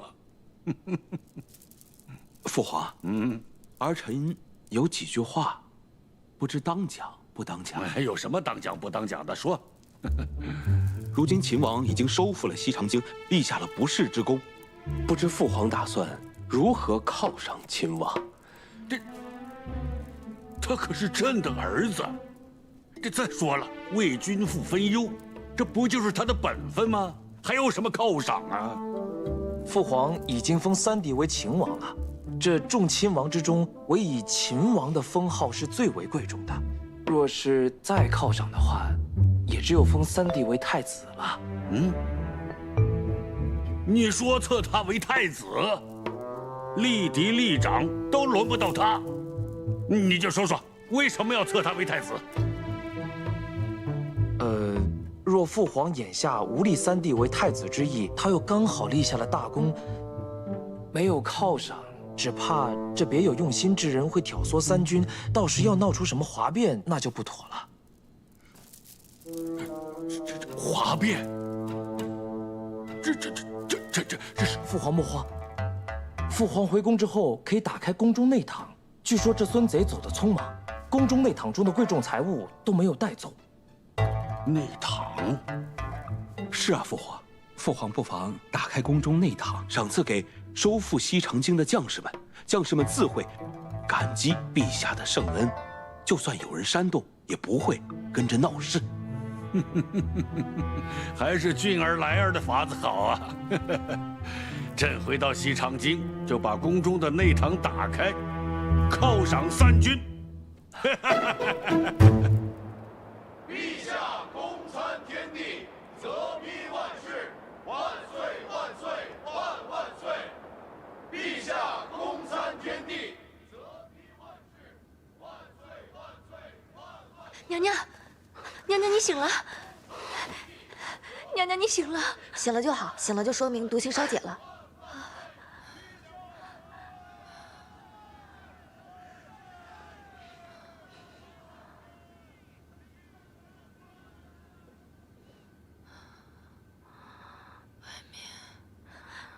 外面是什么声音啊？娘娘，您都昏睡了好多天了。亲王殿下率镇西军收复西长京，迎陛下回宫。今日啊，陛下受百官朝贺，外面的声音正是3军的谢恩之声。我们赢了，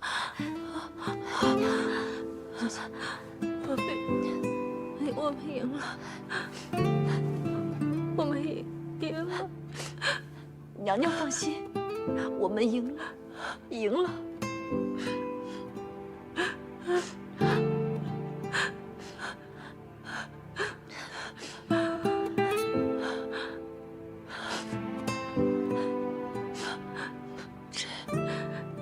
这2位姑娘是？娘娘，这是崔家军中的何校尉，受秦王所托，特来照顾娘娘的。多亏何校尉带来桃子姑娘，每日精心配药，才终于解了娘娘的毒。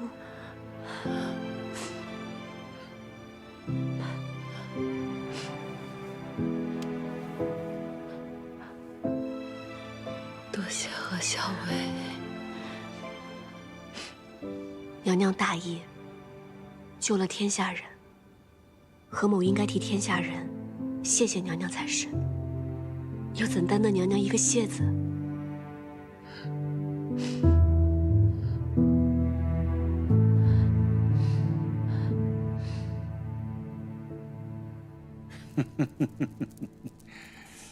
这寝殿不错。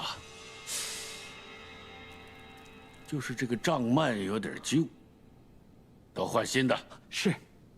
嗯。嗯。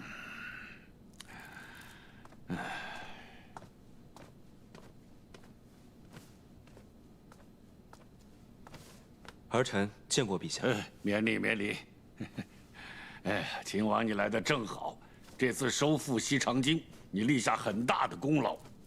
说说看，想要什么赏赐？是金银，还是要封地啊？陛下，儿臣什么赏赐都不要。嗯，儿臣想请旨，待儿臣派人寻回太孙后，还请陛下应允迎回太孙。太孙？孙敬谋乱之时，弑杀先帝、先太子，幸得云长将军韩畅护卫太孙逃走。陛下，太孙乃先帝嫡传之血脉，请陛下应允迎回太孙，并令其为储君。哎呀，这么大的事，朕还要考虑考虑。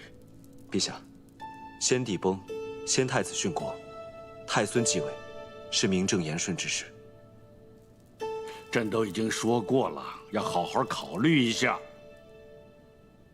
嗯，你先回去吧。这一阵子你也挺忙的，先回去好好歇歇。没什么事，先不要进宫。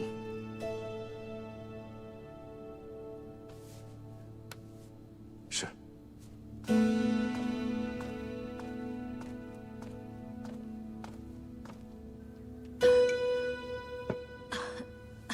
娘娘，你还是再用一些吧。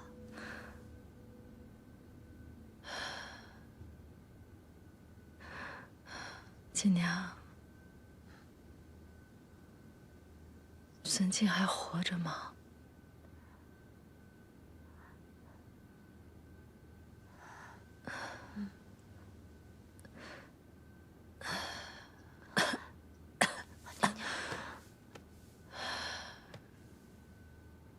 是。按理说，我应该忧愁。因为大患终究未除，可是想到当初他浑身是血冲到宫里，握住我手的那一刻，我心里在想什么？我是先太子妃，娘娘，我在东宫的那段日子里。我活着，但只是一具躯壳。唯有和他在一起的时候，我才会感觉我是真正的一个人。可我是先太子妃，我本不该心悦于他。娘娘，我知道。我不会再说了，不会再有人知道我与他之间的过往，再也不会有人知道此刻的我还是爱慕于他。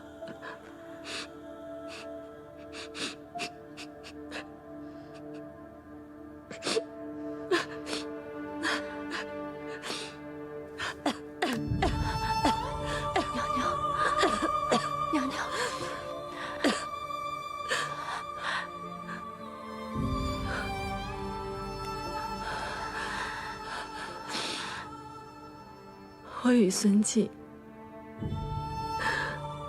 须臾为一，我铭记一时，死不足惜。娘娘，您切不可这么说呀！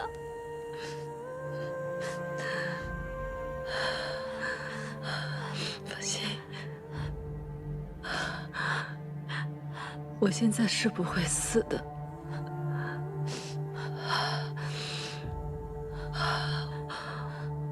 我还要确保太孙平安归来。我要看着他长大成人，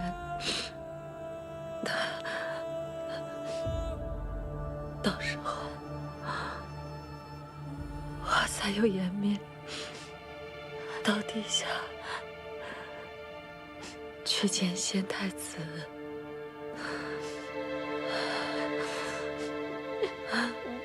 娘娘，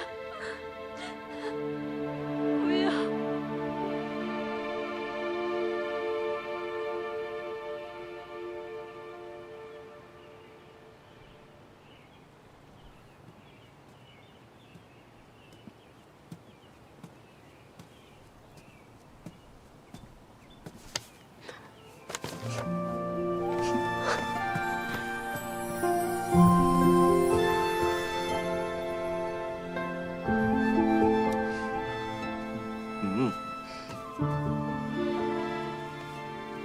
你还舍得来看我呀？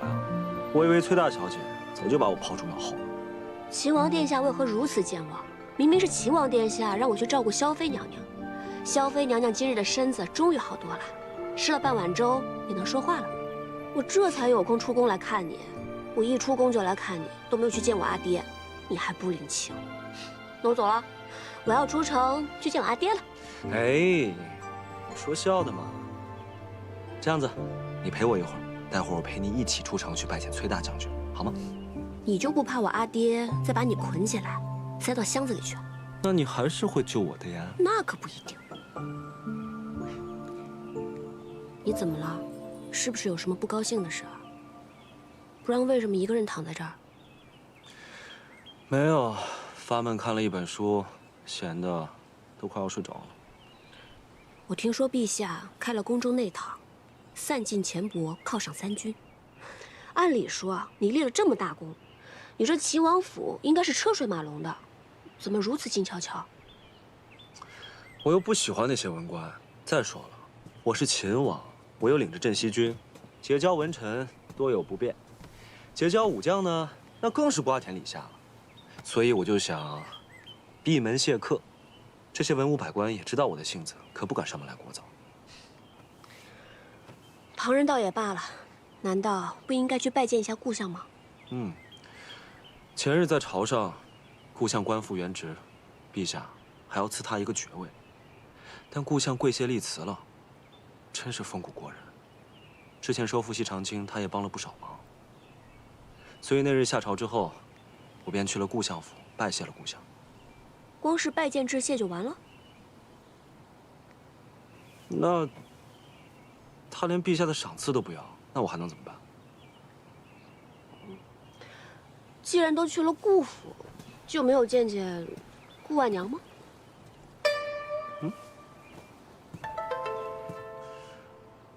我去见顾婉娘做什么？你见她做什么，我可管不着。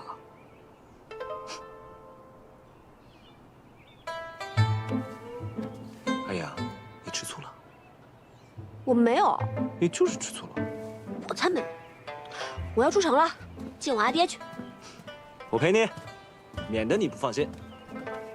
不要不要不要！别吃醋了啊！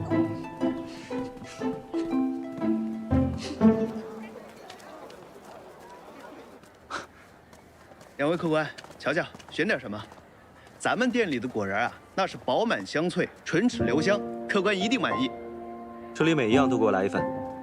客官，您稍后。你当日在信中说，待入京之后一定要一起来这家干果店。今天算是如约而至了。这一次买了这么多，够你吃一些时日了。怎么听起来有点不情不愿的？倒也不是不情愿，只是一想起来，今日一别，不知何时才能再见。17郎突然做小儿女之态，还让人挺惊讶的。本来呢想少买一点，这样你每次吃完了就会想起我。但是我后来想想，还是多买一点吧，这样你吃的时候就会想起我，更好。谁吃干果的时候会想起你啊？我呀，我吃的时候就会想起你。毕竟，你喜欢的，我也会喜欢的。客官，您的干果好了。谢谢。哎，走，走吧。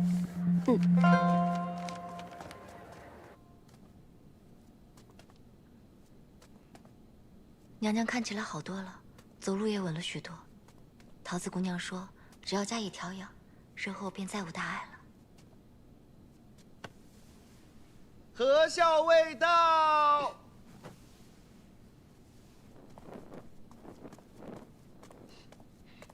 娘娘，娘娘今日觉得身体好些了吗？好多了。快过来坐。谢娘娘。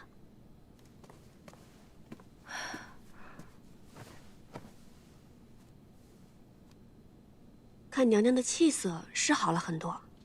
桃子跟我说，娘娘的毒解过之后，身子会十分虚弱，需要用一些血参补一补才好。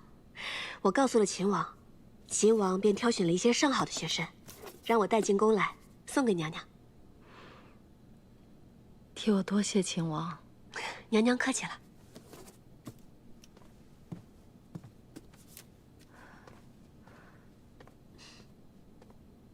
前些时日，听姑娘说，你是崔家军中之人。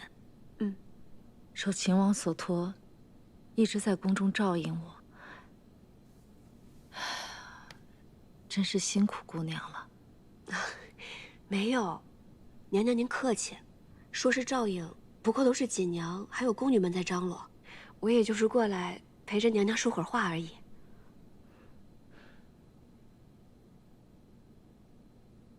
姑娘，是秦王的心上人吧？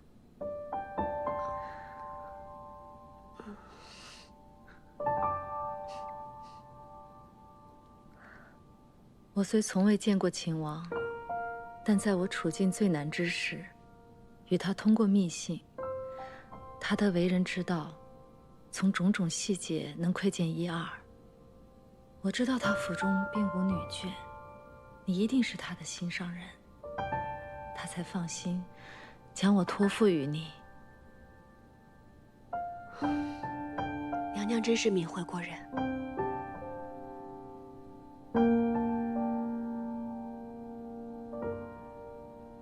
我是一个世节无益之人，唯有一死，才能了断此生。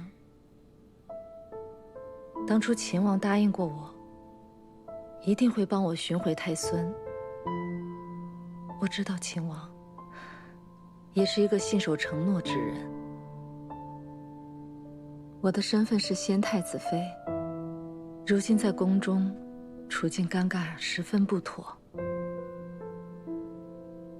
我想离开宫里，去一个僻静之处，找一处安身之地，也请姑娘转告秦王，成全我。娘娘放心，秦王必定会答应安排。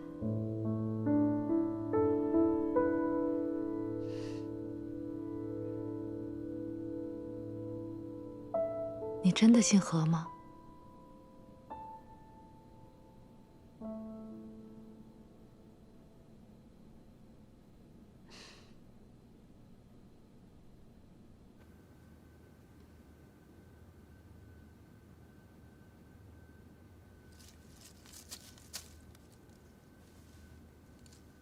疏朗得当，原来世花你也颇具天分呐。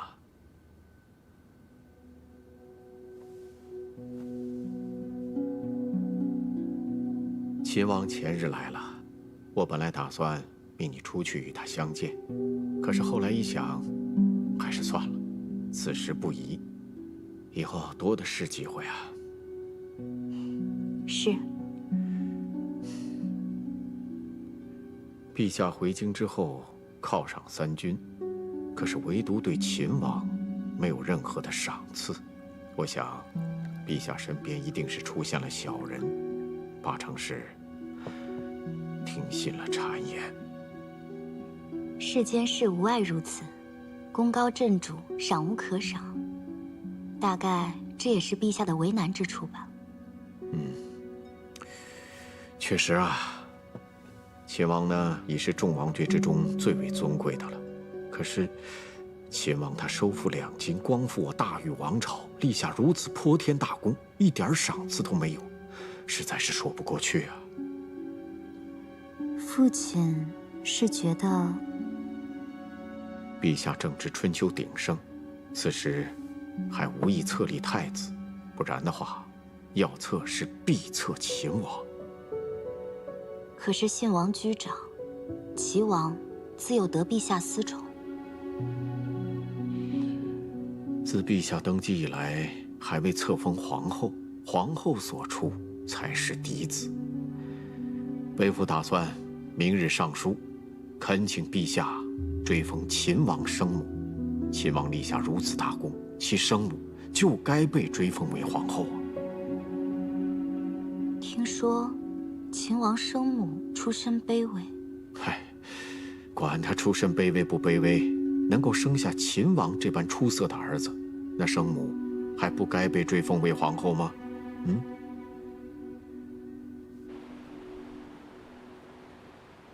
朕意已决，信王齐王的生母董氏追封为昭成皇后，秦王的生母刘氏追封为昭仪。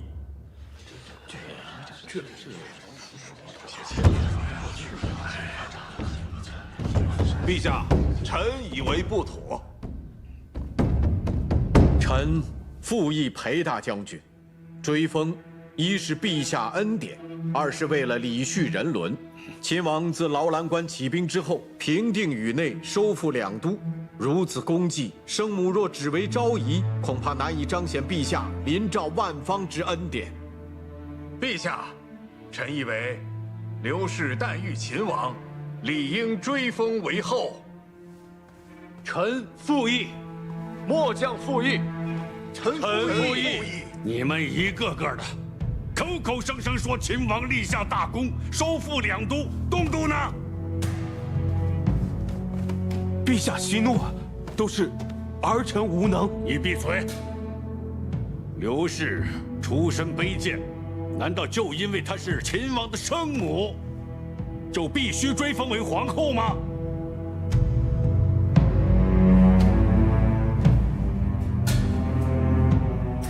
陛下，既然生母出身卑贱，惹陛下不喜，臣自请褫去王爵，去劳兰关属变。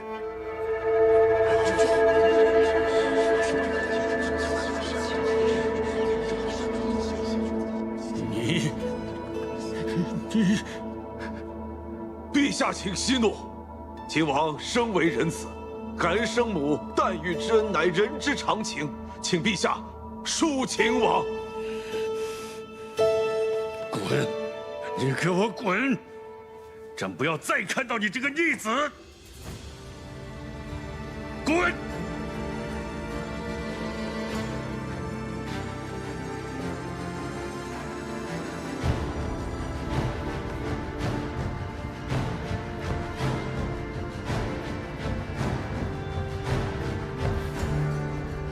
目无君父！目无君父！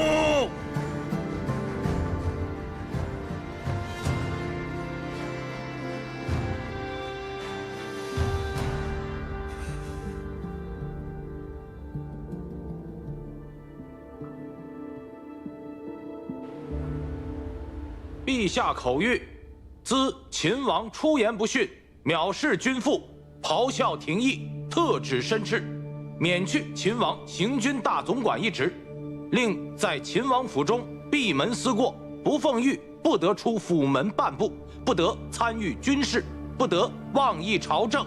钦此。臣李逆，谢陛下恩典。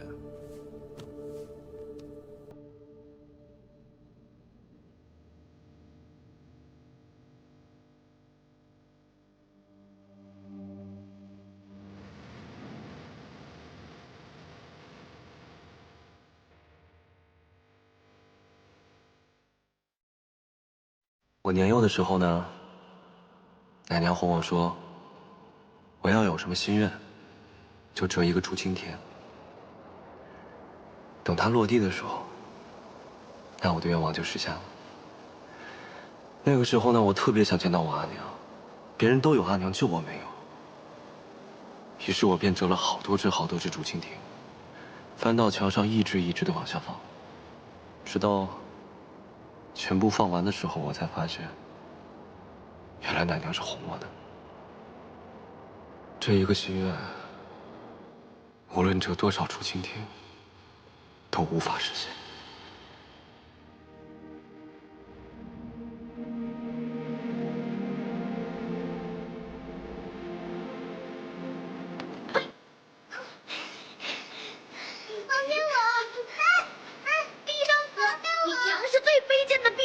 你一生下来就把他给克死了！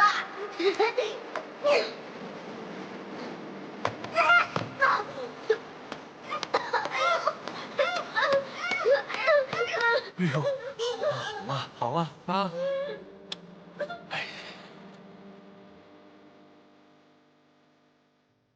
你说，为什么抢你兄长的东西？我没有抢他的东西，是他抢我的竹蜻蜓，还骂我。他骂你什么了？啊？啊？你倒是说呀！他到底骂你什么了？说不出来了吧？你这孩子居然敢撒谎！我没有。你还顶嘴！我没有。你就是撒谎！没有。你还顶嘴！我没有撒谎。撒谎！没有。你再给我顶嘴！我没有撒谎。撒谎！就是撒谎！撒谎！没有。撒谎！我没有。撒谎！没有。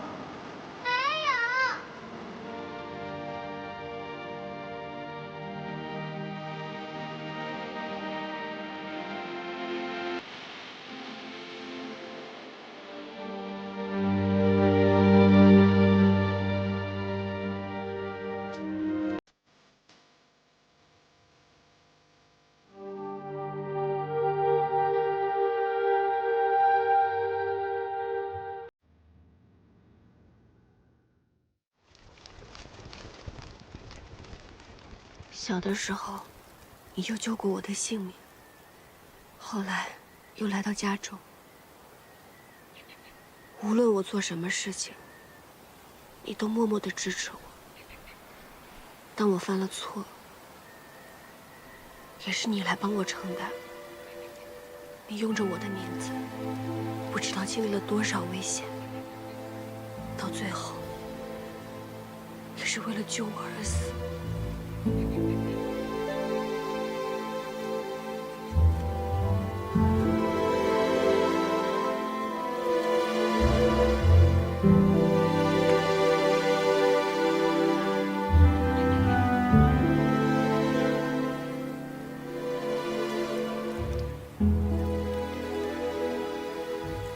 你做了10几年我的儿子，直到今天，为你立了这座衣冠冢，才能将你的真名示人。但在阿爹心里，你一直如同我亲生儿子一般。凤儿，阿爹定然会替你报仇。从今日起，你只是你，不再是翠莲，你就是刘成风。但是你永远是阿爹的儿子，你也永远是我的兄长。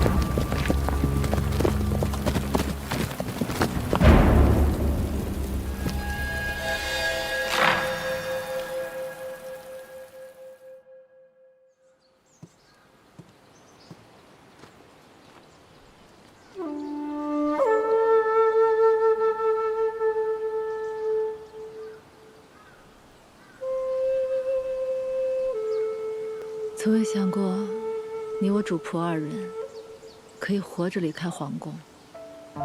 您看，秦王殿下替娘娘安排的住处多幽静啊！再说了，大难不死，必有后福，您还得接回太孙呢，将来您的福寿还绵长着呢。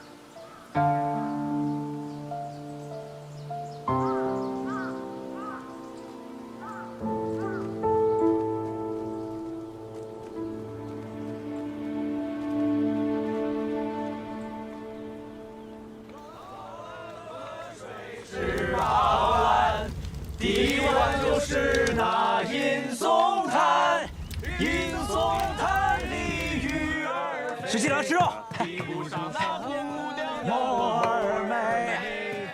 郎来，拿酒，老三，来喝水十八碗。干了，干杯！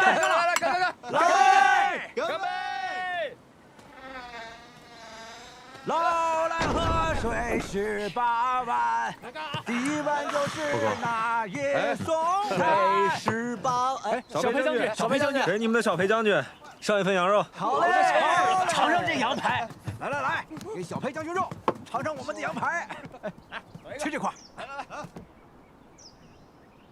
来，小裴将军，这肉好。来，我们接着喝，继续。石七郎，现在都这种局面了，你还有心情在这喝酒、烤肉、唱曲儿呢？哎，先来一杯。好了没有啊？来一杯。你知不知道，孙敬派往百越的大军？尝尝这羊肉好不好吃？看这次烤的怎么样？走。来，外面有西王的耳目，讲话想说一些。这些天我一直在等你。此时孙敬在潼关虽然中毒昏迷，但他早晚会醒过来。他派往百越的大军已经在返程的路上。若大军跟孙敬在潼关会合，那就麻烦了。石七郎，那你的意思呢？这几天我一直在琢磨，最好的法子就是想办法让裴大将军派你去常州。这里是常州，这里是海水，由南至北，这里就是截杀征百越大军最佳的地方。放心，这件事情我和父亲肯定会办妥的。还有一件事情要拜托你。嗨，你的事儿我赴汤蹈火都会去办。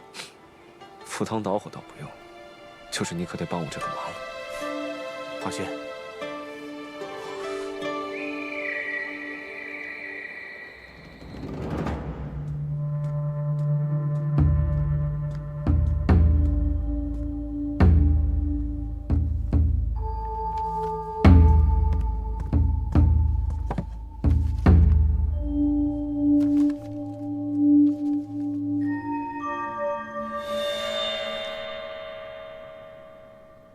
秦王殿下可有什么口信送来？那就有劳信使了。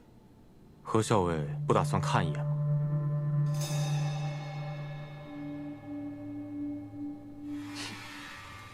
原来是小裴将军亲自替秦王殿下送信来了。这封信呢，麻烦你交给何校尉。哦不，你也知道，现在是崔小姐，她就在洛阳城外崔家军大营里。石七郎，你是有重要的事情要和崔家谈呢，还是说已经找到了收回东都的方法？都不是，是私事。哎，你这偌大一个秦王府，虽然说陛下用羽林军围了个水泄不通，但我就不相信了，你找不到人给你送信啊？耳朵呢？你有所不知，现在羽林军奉旨，每天要给府里一干人灯点卯，耳朵身手再好，一日之内来回也来不及啊。石七郎，我和你说了，崔家谁说赴汤蹈火在所不辞啊？这么快就变卦了？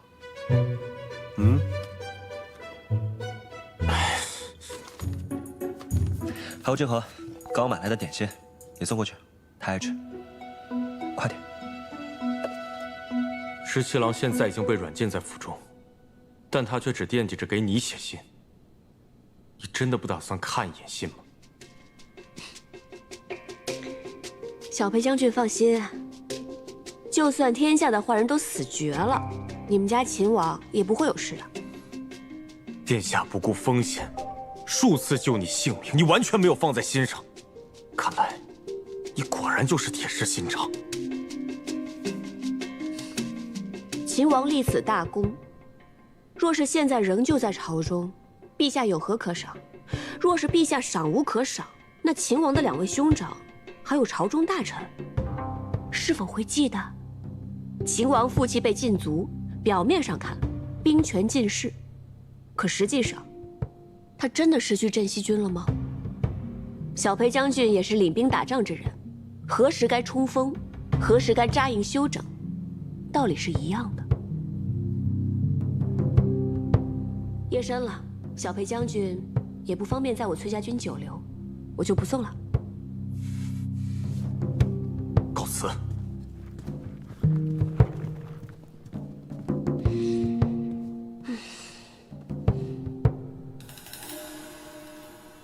送信来的人不是耳朵，有人现在很失落吧？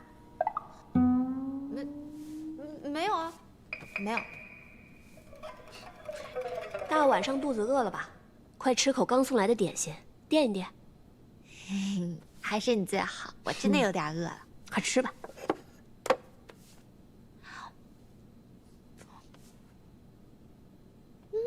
小伟，这个点心不甜不腻，真的很好吃。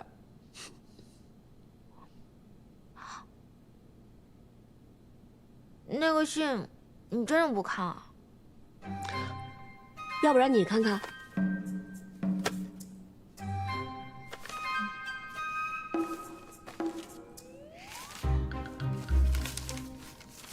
啊，这怎么是张白纸啊？小伟，你早就猜到了是不是？这是什么意思啊？李逆让裴元来送信，就说明他虽然被软禁，但依然有可用之人，而且镇西军也仍旧听命于他。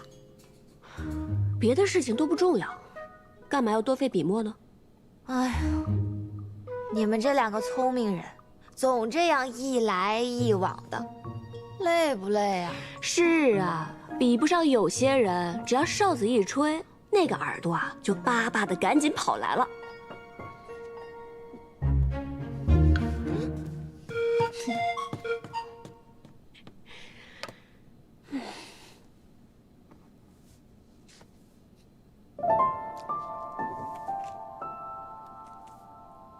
你觉得这样真的能劝动秦王吗？秦王其人，外刚内柔。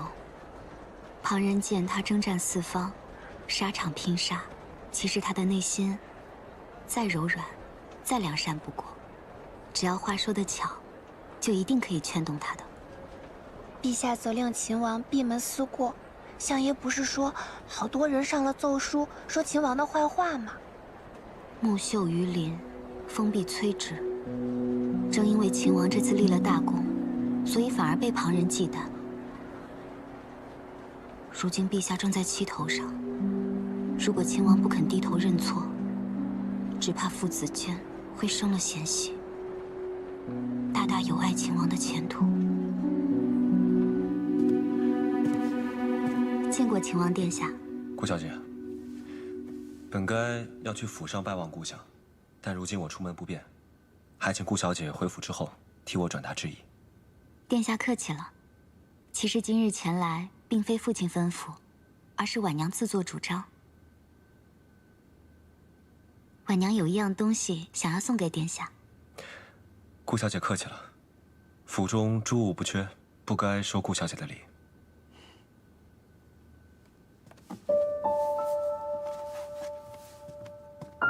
此为婉娘亲手所绣。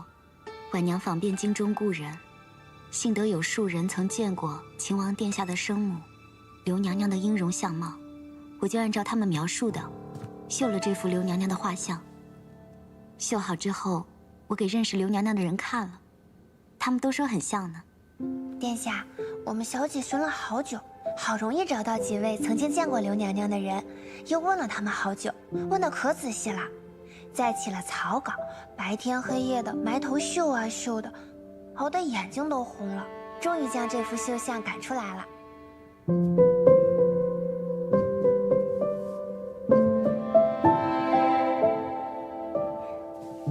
殿下，身为人子，不能承欢生母膝下，自然心中难过。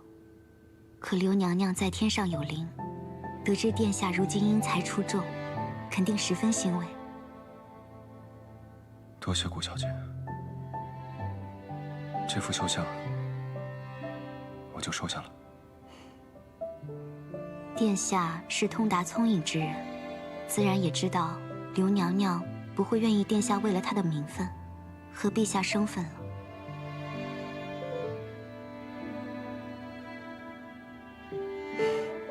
殿下，你看，这幅绣像我用了金线和银线，想着殿下若是将刘娘娘的绣像挂起来祭奠，也不会因为香火熏染而褪色。顾小姐想得太周到了，李妮感激不尽。殿下客气了。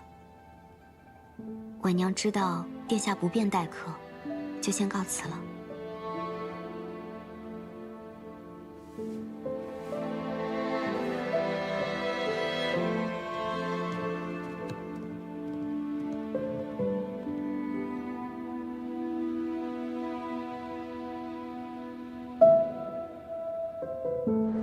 小姐，你不是说要劝秦王跟陛下认错的吗？怎么后来又不说了，还这么快就告辞走了？原是我想错了。秦王将追封生母一事看得慎重。刚才我观秦王神色，如果我继续劝他，反倒惹他不快了。再说，他收下了刘娘娘的绣像，此后每次看到绣像，必然会对我有所感念。既然如此，不如早早告辞了。秦王真的不想再当秦王了？那陛下还要再罚他吗？人中龙凤，必不会堕于泥沼之中。秦王这样的人物，什么小人都只能困扰他一时，绝不可能困扰他一世。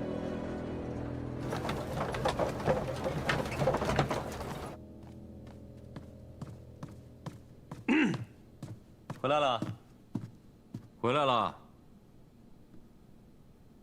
别看了，没有回信，人家连你的信都没有拆。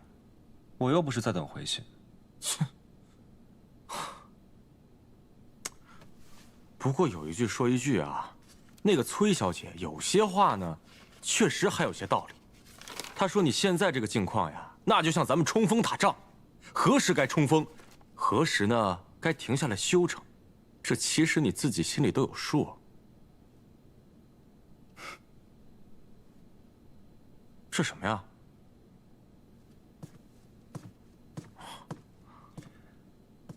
那是我娘的绣像，据说与她本人一般无二，我都没见过她。那这幅绣像绣得真的很好，简直是栩栩如生啊！是啊。顾小姐送来的，说她绣了很久。顾小姐送的？看来这个顾小姐对你很有心啊。失气了啊，她是不是对你有意？我与她压根儿就不是一类人，各花入各眼。我呢，还是喜欢崔小姐。那崔小姐，人连信都没看。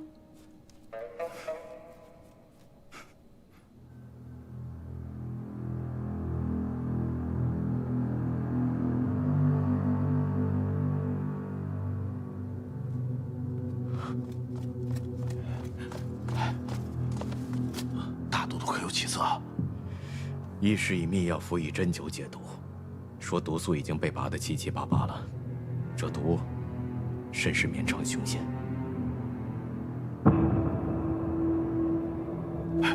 大都督，大都督，大都督，大都督，当初我答应秦王，如果他承诺保太孙平安，或太孙继位，我就想法子毒杀孙敬。为此我不惜与他共赴黄泉。可没想到，居然没有毒死他，反而让他脱身去了潼关。倒是我失信了。娘娘，你已经尽力了，只是天不遂人愿罢了。秦王昨日来信，说孙敬虽战败，但威胁尚在，万事还是谨慎为上。你快写信给韩将军，让太孙暂且还是不要暴露行踪才好。是。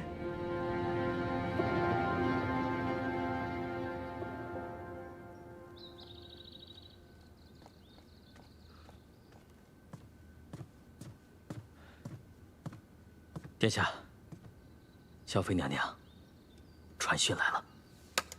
母妃怎么样了？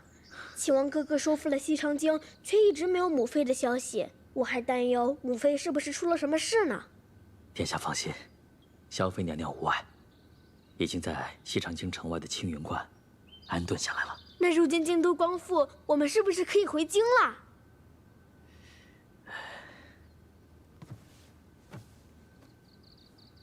殿下，萧妃娘娘传讯来，就是叫咱们暂且忍耐。孙敬还盘踞潼关，京都里，秦王是可信之人，信王、齐王均野心勃勃。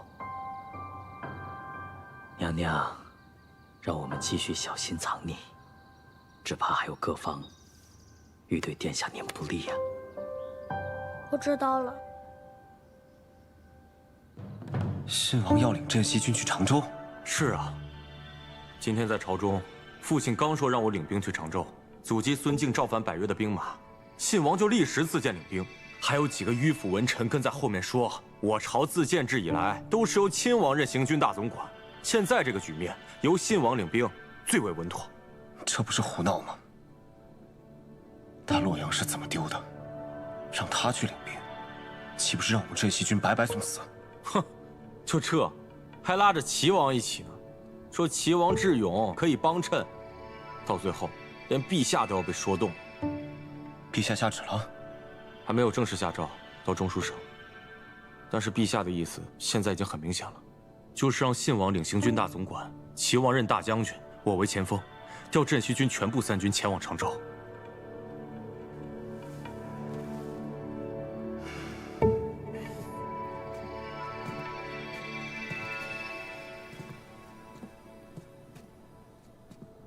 信王此番是想一石二鸟，他想待在常州以逸待劳。若是灭了孙敬的征百越大军，便可立下大功；二来，他想夺取我们镇西军的军权。父亲也是这么说的。父亲还说了，信王一直对东宫垂涎3尺，但是他寸功未立，在声望方面根本无法和17郎相比，所以他才迫不及待想去常州打一个大胜仗。孙敬遣征百越大军，用的都是沙场上的宿将，虽疲劳而返，但未必能一击必溃。信王为人轻浮自大，并不治兵；齐王有小智而无大勇。这2个人一起，不仅打不了胜仗，反倒一将无能，累死3军。来，摇！陛下，不行了，哟！陛下，你有何事啊？陛下，秦王殿下呈上奏书，请圣阅。不是让他闭门思过的吗？他知道自己错在哪儿了吗？啊！还上什么奏书？不看。父皇，您还是看一眼吧。如果三弟他有什么逾矩的要求，您也好驳斥了去。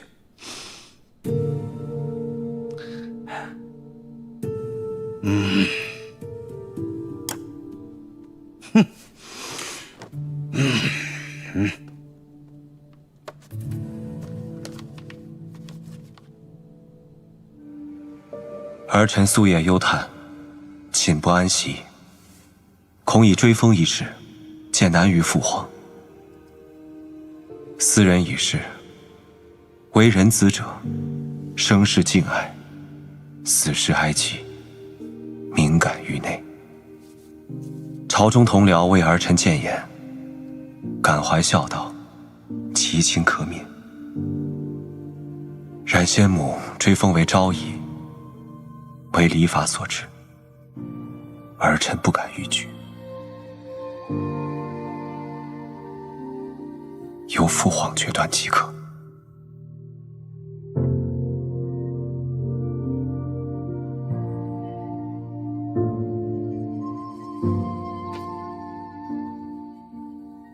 我已经上书陛下，请追封先母为昭仪，以平朝中议论。想必就在这几日，陛下就会下诏了。殿下，还请顾小姐回府后，转托顾相，麻烦她让礼部尽快安排去皇陵祭祀先皇后的典礼。殿下之时，只有中宫嫡子身份，才能主持这个典礼。想必信王并不愿意错过以嫡子身份去主持祭祀之事。实不相瞒，我不想信王和齐王领兵去常州。明白了，定将殿下深意转告家父。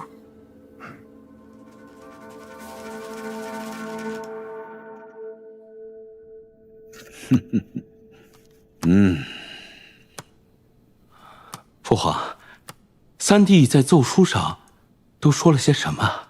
他说他不想为难朕，特意请求追封他的生母为昭仪。当初三弟为了追封之事，连秦王都不想做了，还当朝让父皇您难堪。如今怎么又突然上书认错？所以啊，必须得下旨好好申斥。你看看，叫他闭门思过几日，他想明白了。三弟也可能就是嘴上说的好听，他心里还是在怨恨父皇。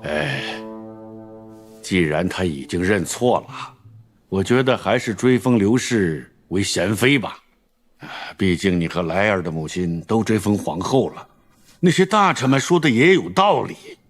我就你们3个儿子，唯独他母亲被追封为昭仪，的确有些不妥呀。三弟偏偏在这个时候上奏书，我看就是想要领兵去常州。如果他一认错，父皇您就让他领兵，这未免也太过骄纵了。这怎么能让他以后畏惧父皇您的威仪呀？放心吧，既然闭门思过有用，那就让他再闭门思过一段日子。小薇，秦王都已经闭门思过这么久了，怎么突然才想起来要看他？他上书给皇帝，奏请追封生母为昭仪，但礼部成了皇帝的旨意，最终追封为贤妃。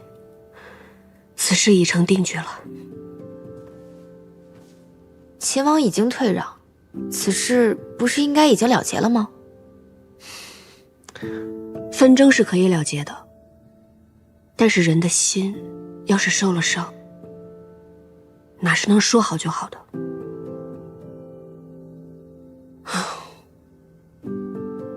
我得去看看他。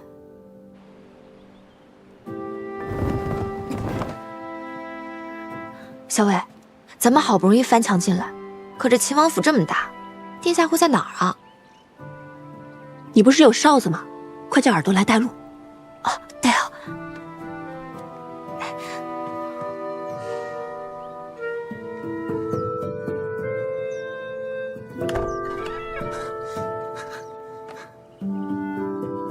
哎，桃子、何校尉，你们怎么来了？快带我们家校尉去见秦王。好，跟我来。走。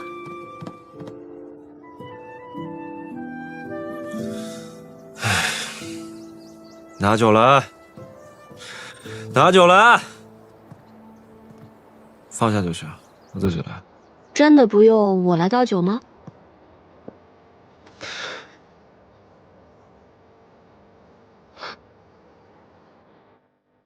言独酌，未免伤神。我陪你啊。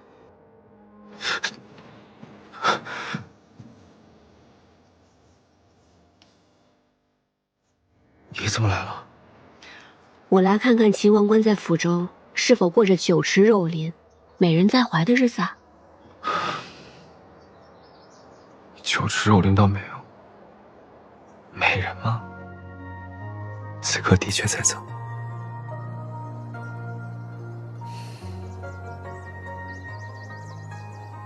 十七郎，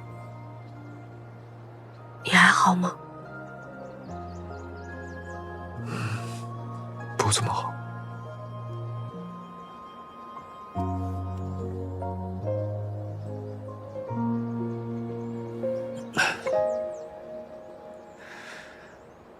我的母亲为了生我难产而死。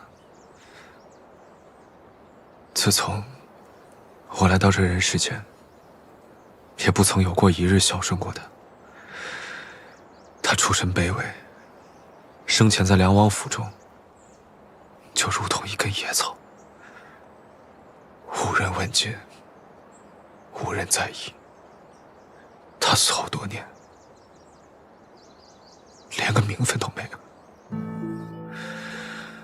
那日在朝堂之上，我就心想，我哪怕拼了这秦王不走，我也要替他争一争，哪怕就只是一个虚名。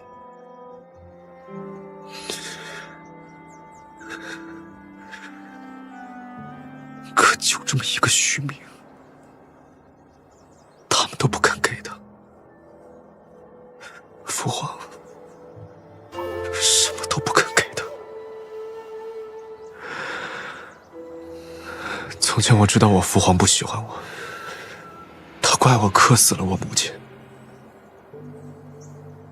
我还以为他心里有那么一丝丝在意我母亲。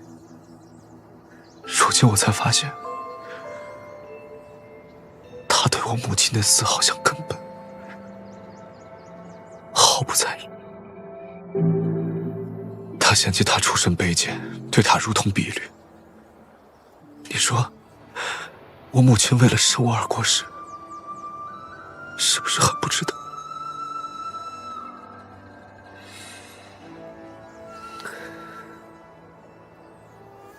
我娘为了生我，也吃了不少苦。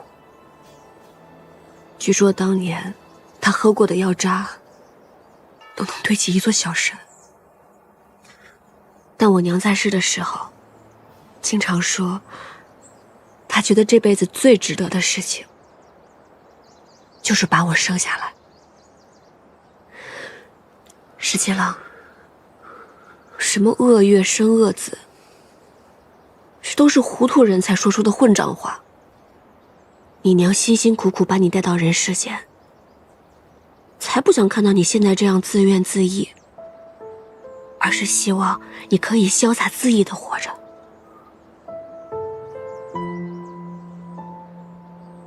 潇洒恣意，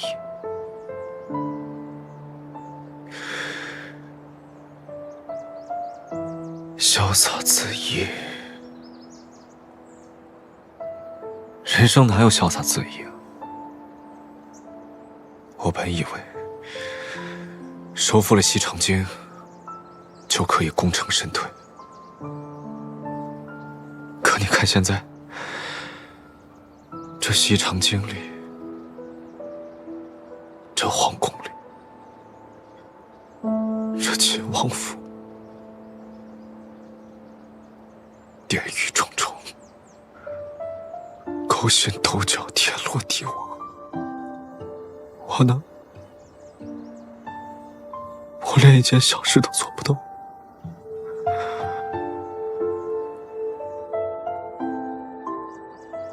我连替我母亲争一个虚名，我都做不到。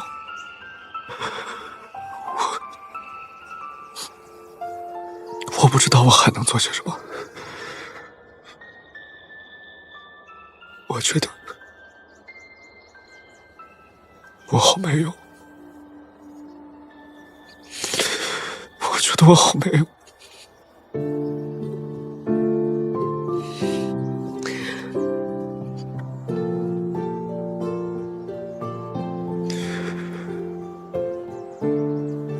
实我很难过，我心里特别难过。我知道，世界了。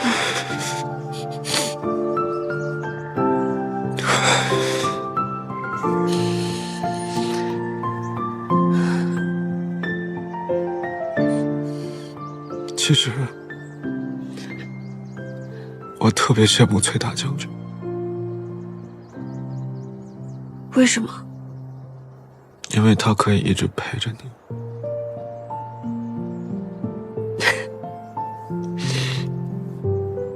我这不是来看你了吗？可你待会儿就要走了。好，那我答应你，过会儿不走了，今晚都不走了。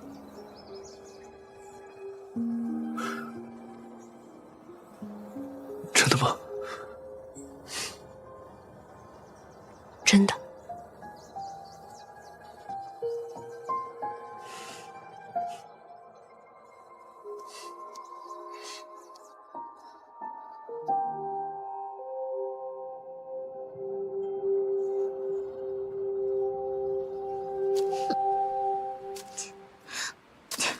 桃子，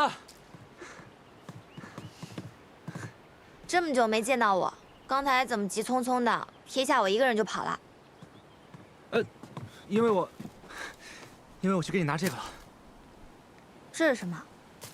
这些都是我为你采集的药材。你看，这是黄芪，然后还有当归，这是白芍，还有这些。这些药材有的是我在药铺买的，有的是我直接上山采完以后自己晾干的。其实，我每想你一次，就会去采一次药材。每次想我就去采。那我看看，你一共想了我1、2、4、6，你一共想了我30多次。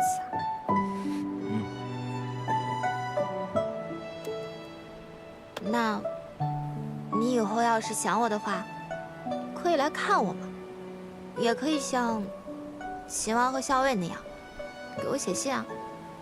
真的吗？当然是真的了。那桃子，你这么长时间有没有想我？那你猜猜喽。我猜，你肯定想过我。你凭什么那么笃定啊？因为如果你不想我的话，你就不会叫我去看你，也不会叫我像17郎一样去给你写信了。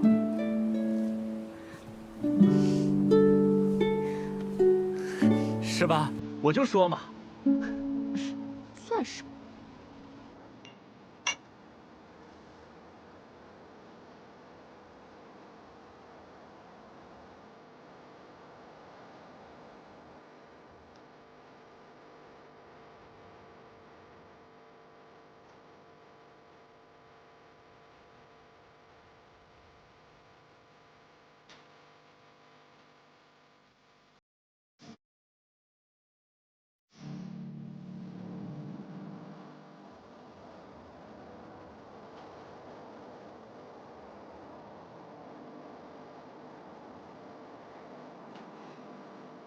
17郎，夜深了，我该走了。不许走。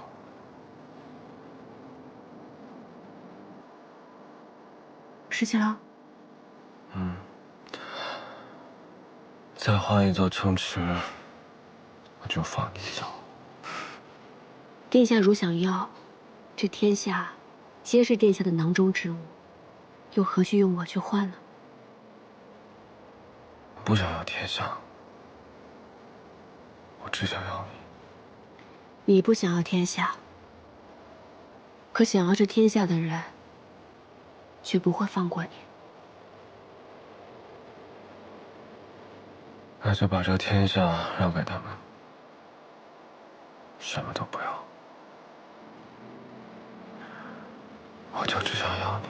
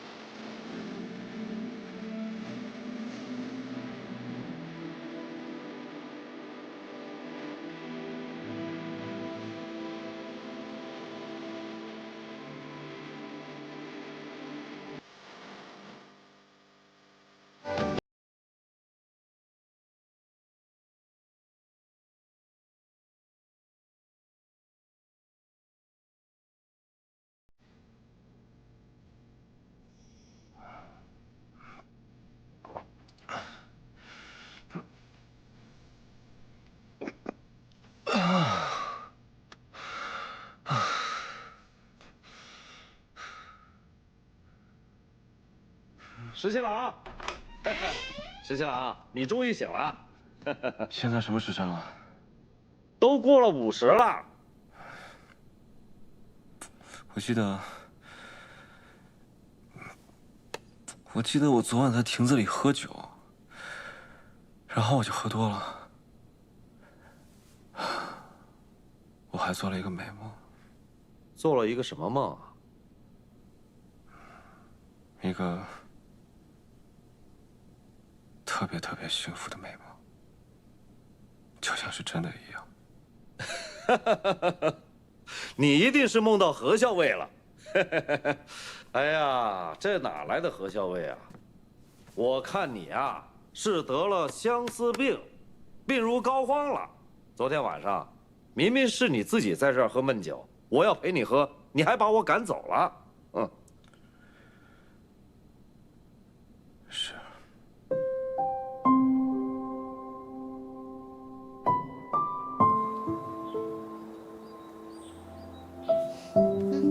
小伟，吃一点。你吃吧，我没什么胃口。可不是没胃口嘛，你一个晚上都没睡。哎，咱们要不要去前面镇子上找个客栈，打尖歇息半日再赶路？不用了，其实昨晚我也打了个盹儿。你说说你，千里迢迢、披星戴月的赶来见秦王殿下，怎么就不多留几日？只跟殿下说了那么一会儿话就够了。我只要看上他一眼，就放心了。要是被旁人发现了，又要生出很多枝节来。只是不知道，他如此伤心，如此内疚，要过多久才能释怀？反正我还是觉得，两个人还是要长长久久的在一起才好。只说那么一会儿话，哪能够啊？我看有些人是想跟他的耳朵长长久久的在一起啊。上位。不过你还真别说，我才离开他那么一会儿，我真的就想他了。你呢？你想不想秦王殿下？确实，一日不见，如隔三秋。就是嘛。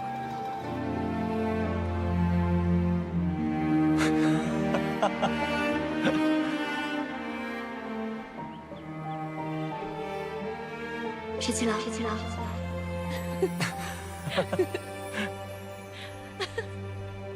十七郎。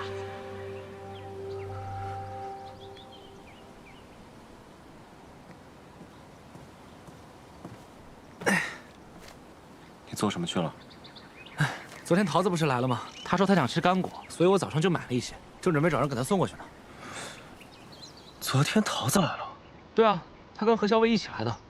哎，也不知道她现在走到哪儿了，有没有打尖吃饭？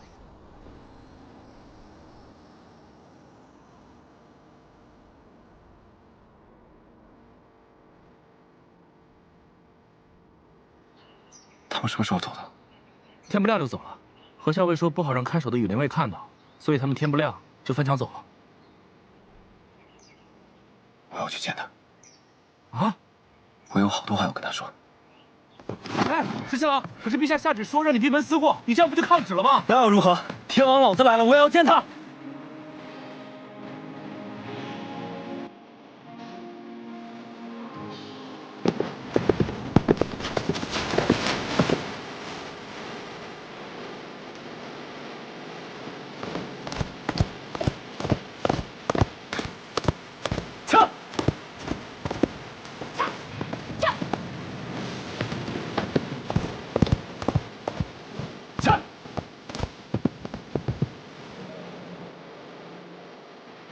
客官，客官请坐。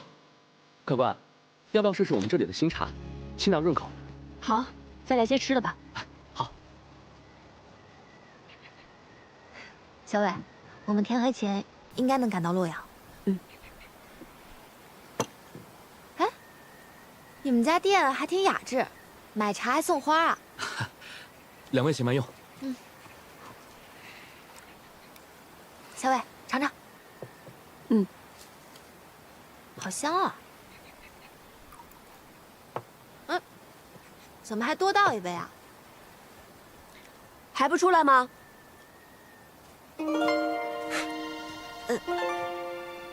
这里好挤啊！哎呀，你怎么来了？就是想来看看你啊。昨天晚上还没看够吗？昨晚呢，醉眼朦胧没有看清楚，辛苦了，这么远跑来看我，让你奔波劳累。心甘情愿，不觉得辛苦。过些时，我也一定会去看你。殿下出此言，不怕被误会吗？还以为你要带着兵来收回洛阳呢。我阿爹可是一直想着要跟秦王殿下在战场上一决高下，难道你要给他这样的机会啊？他若派你为前锋的话，那我8成要输，到时候束手就擒，难免会有些狼狈。你要手下留情。殿下放心，你若是真有危难，我定会出手相助的。好，得君一诺，敏感五内。但是秦王殿下实在是太勇武了，切不要给我这样的机会哦。借你吉言。那这样你就永远欠我一个人情，还也还不清啊。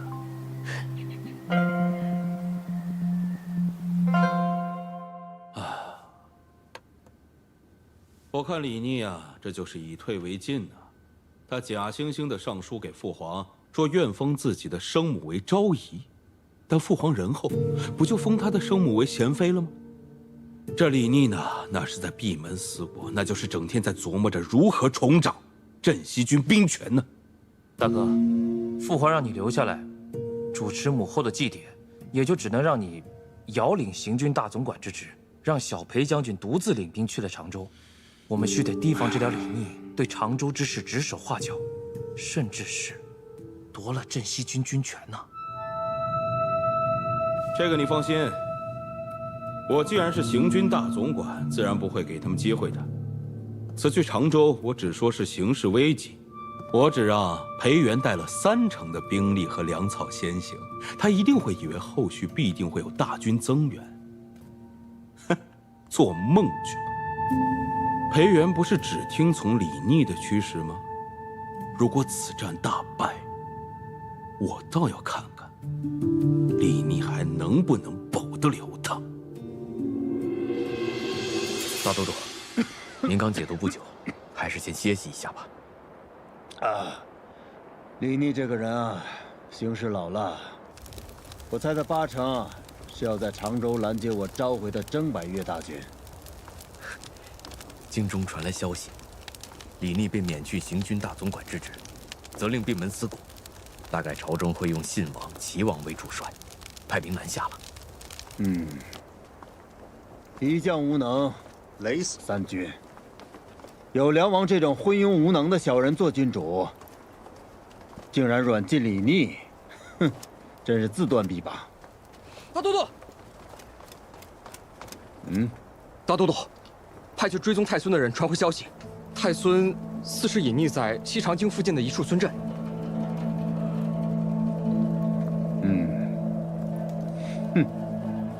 传令下去，生擒太孙，其余人格杀勿论。是。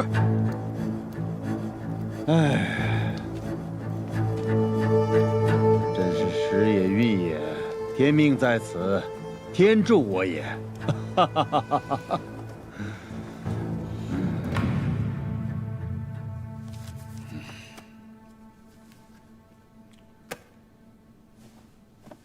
裴元派人送来加急文书，说是征百越大军已经渡过了汉水，直逼常州了，催朝廷给常州补足军粮，又催着朝中派出援兵。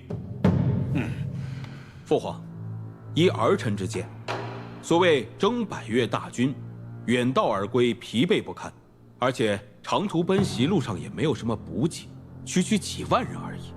而裴元出身武将世家，又带兵多年，不会连眼下都应付不来吧？小裴将军既向朝中求援，若是朝中置之不理的话，只怕裴家会心有想法。二弟，你就是妇人之人，裴家再厉害，那也是父皇的臣子。如果一味的怀柔，他要什么就给什么，那父皇的威仪何在？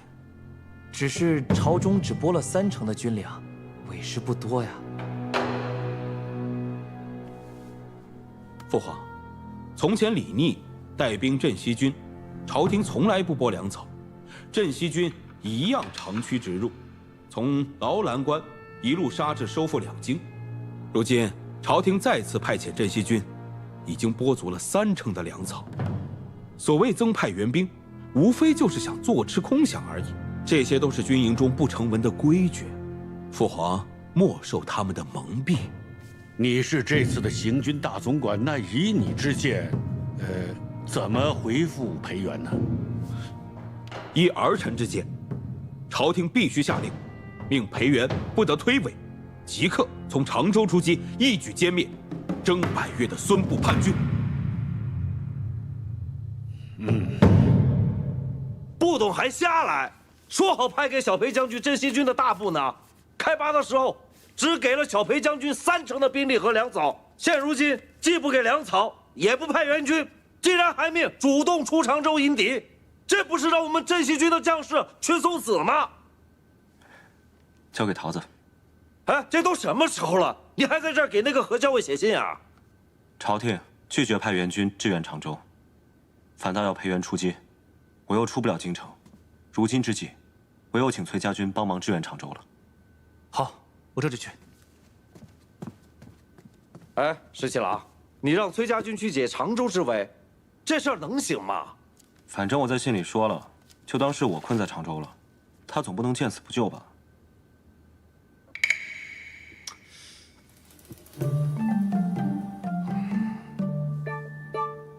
你看什么？我在看这天下第一小白脸儿究竟长啥样。该求时就去求，大丈夫能屈能伸。要是能用一封信解常州之围，哎，这软饭吃的真是前无古人后无来者。嘿嘿，不敢当，不敢当啊！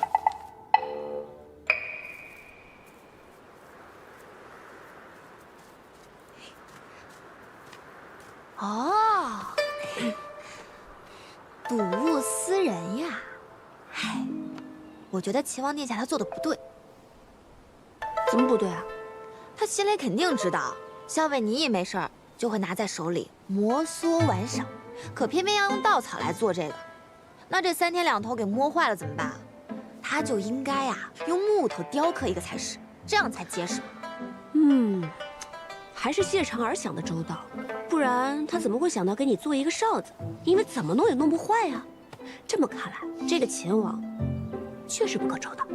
校尉，校尉，怎么说曹操，曹操就到啊？十七郎急信。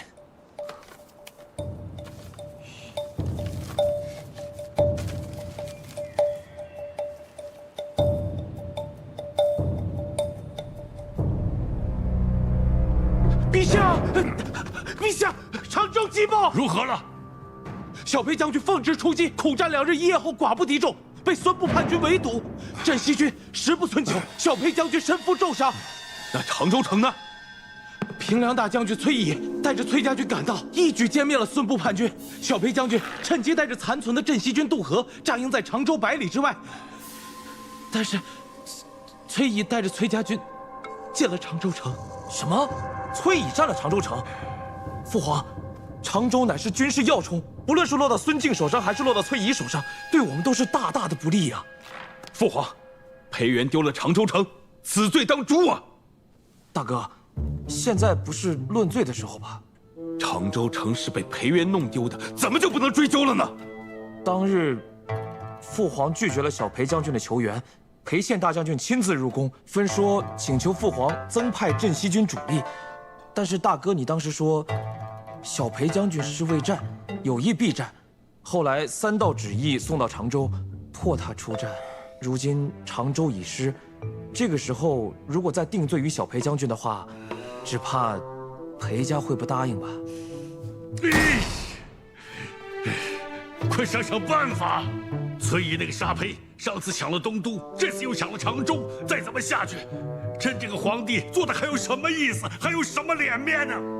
父皇，儿臣心中倒想保荐一人，若此人能够领兵出征的话，定能收复常州。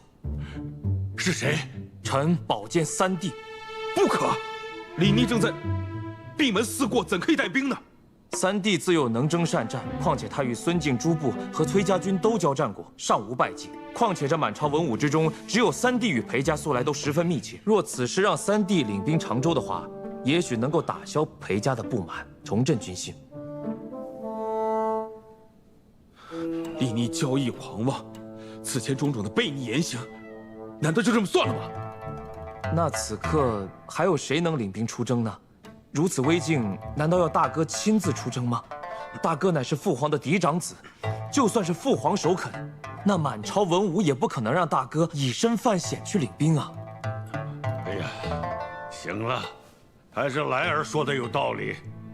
去传旨，秦王反省慎笃，偃其责罚，即刻率军驰援常州。是。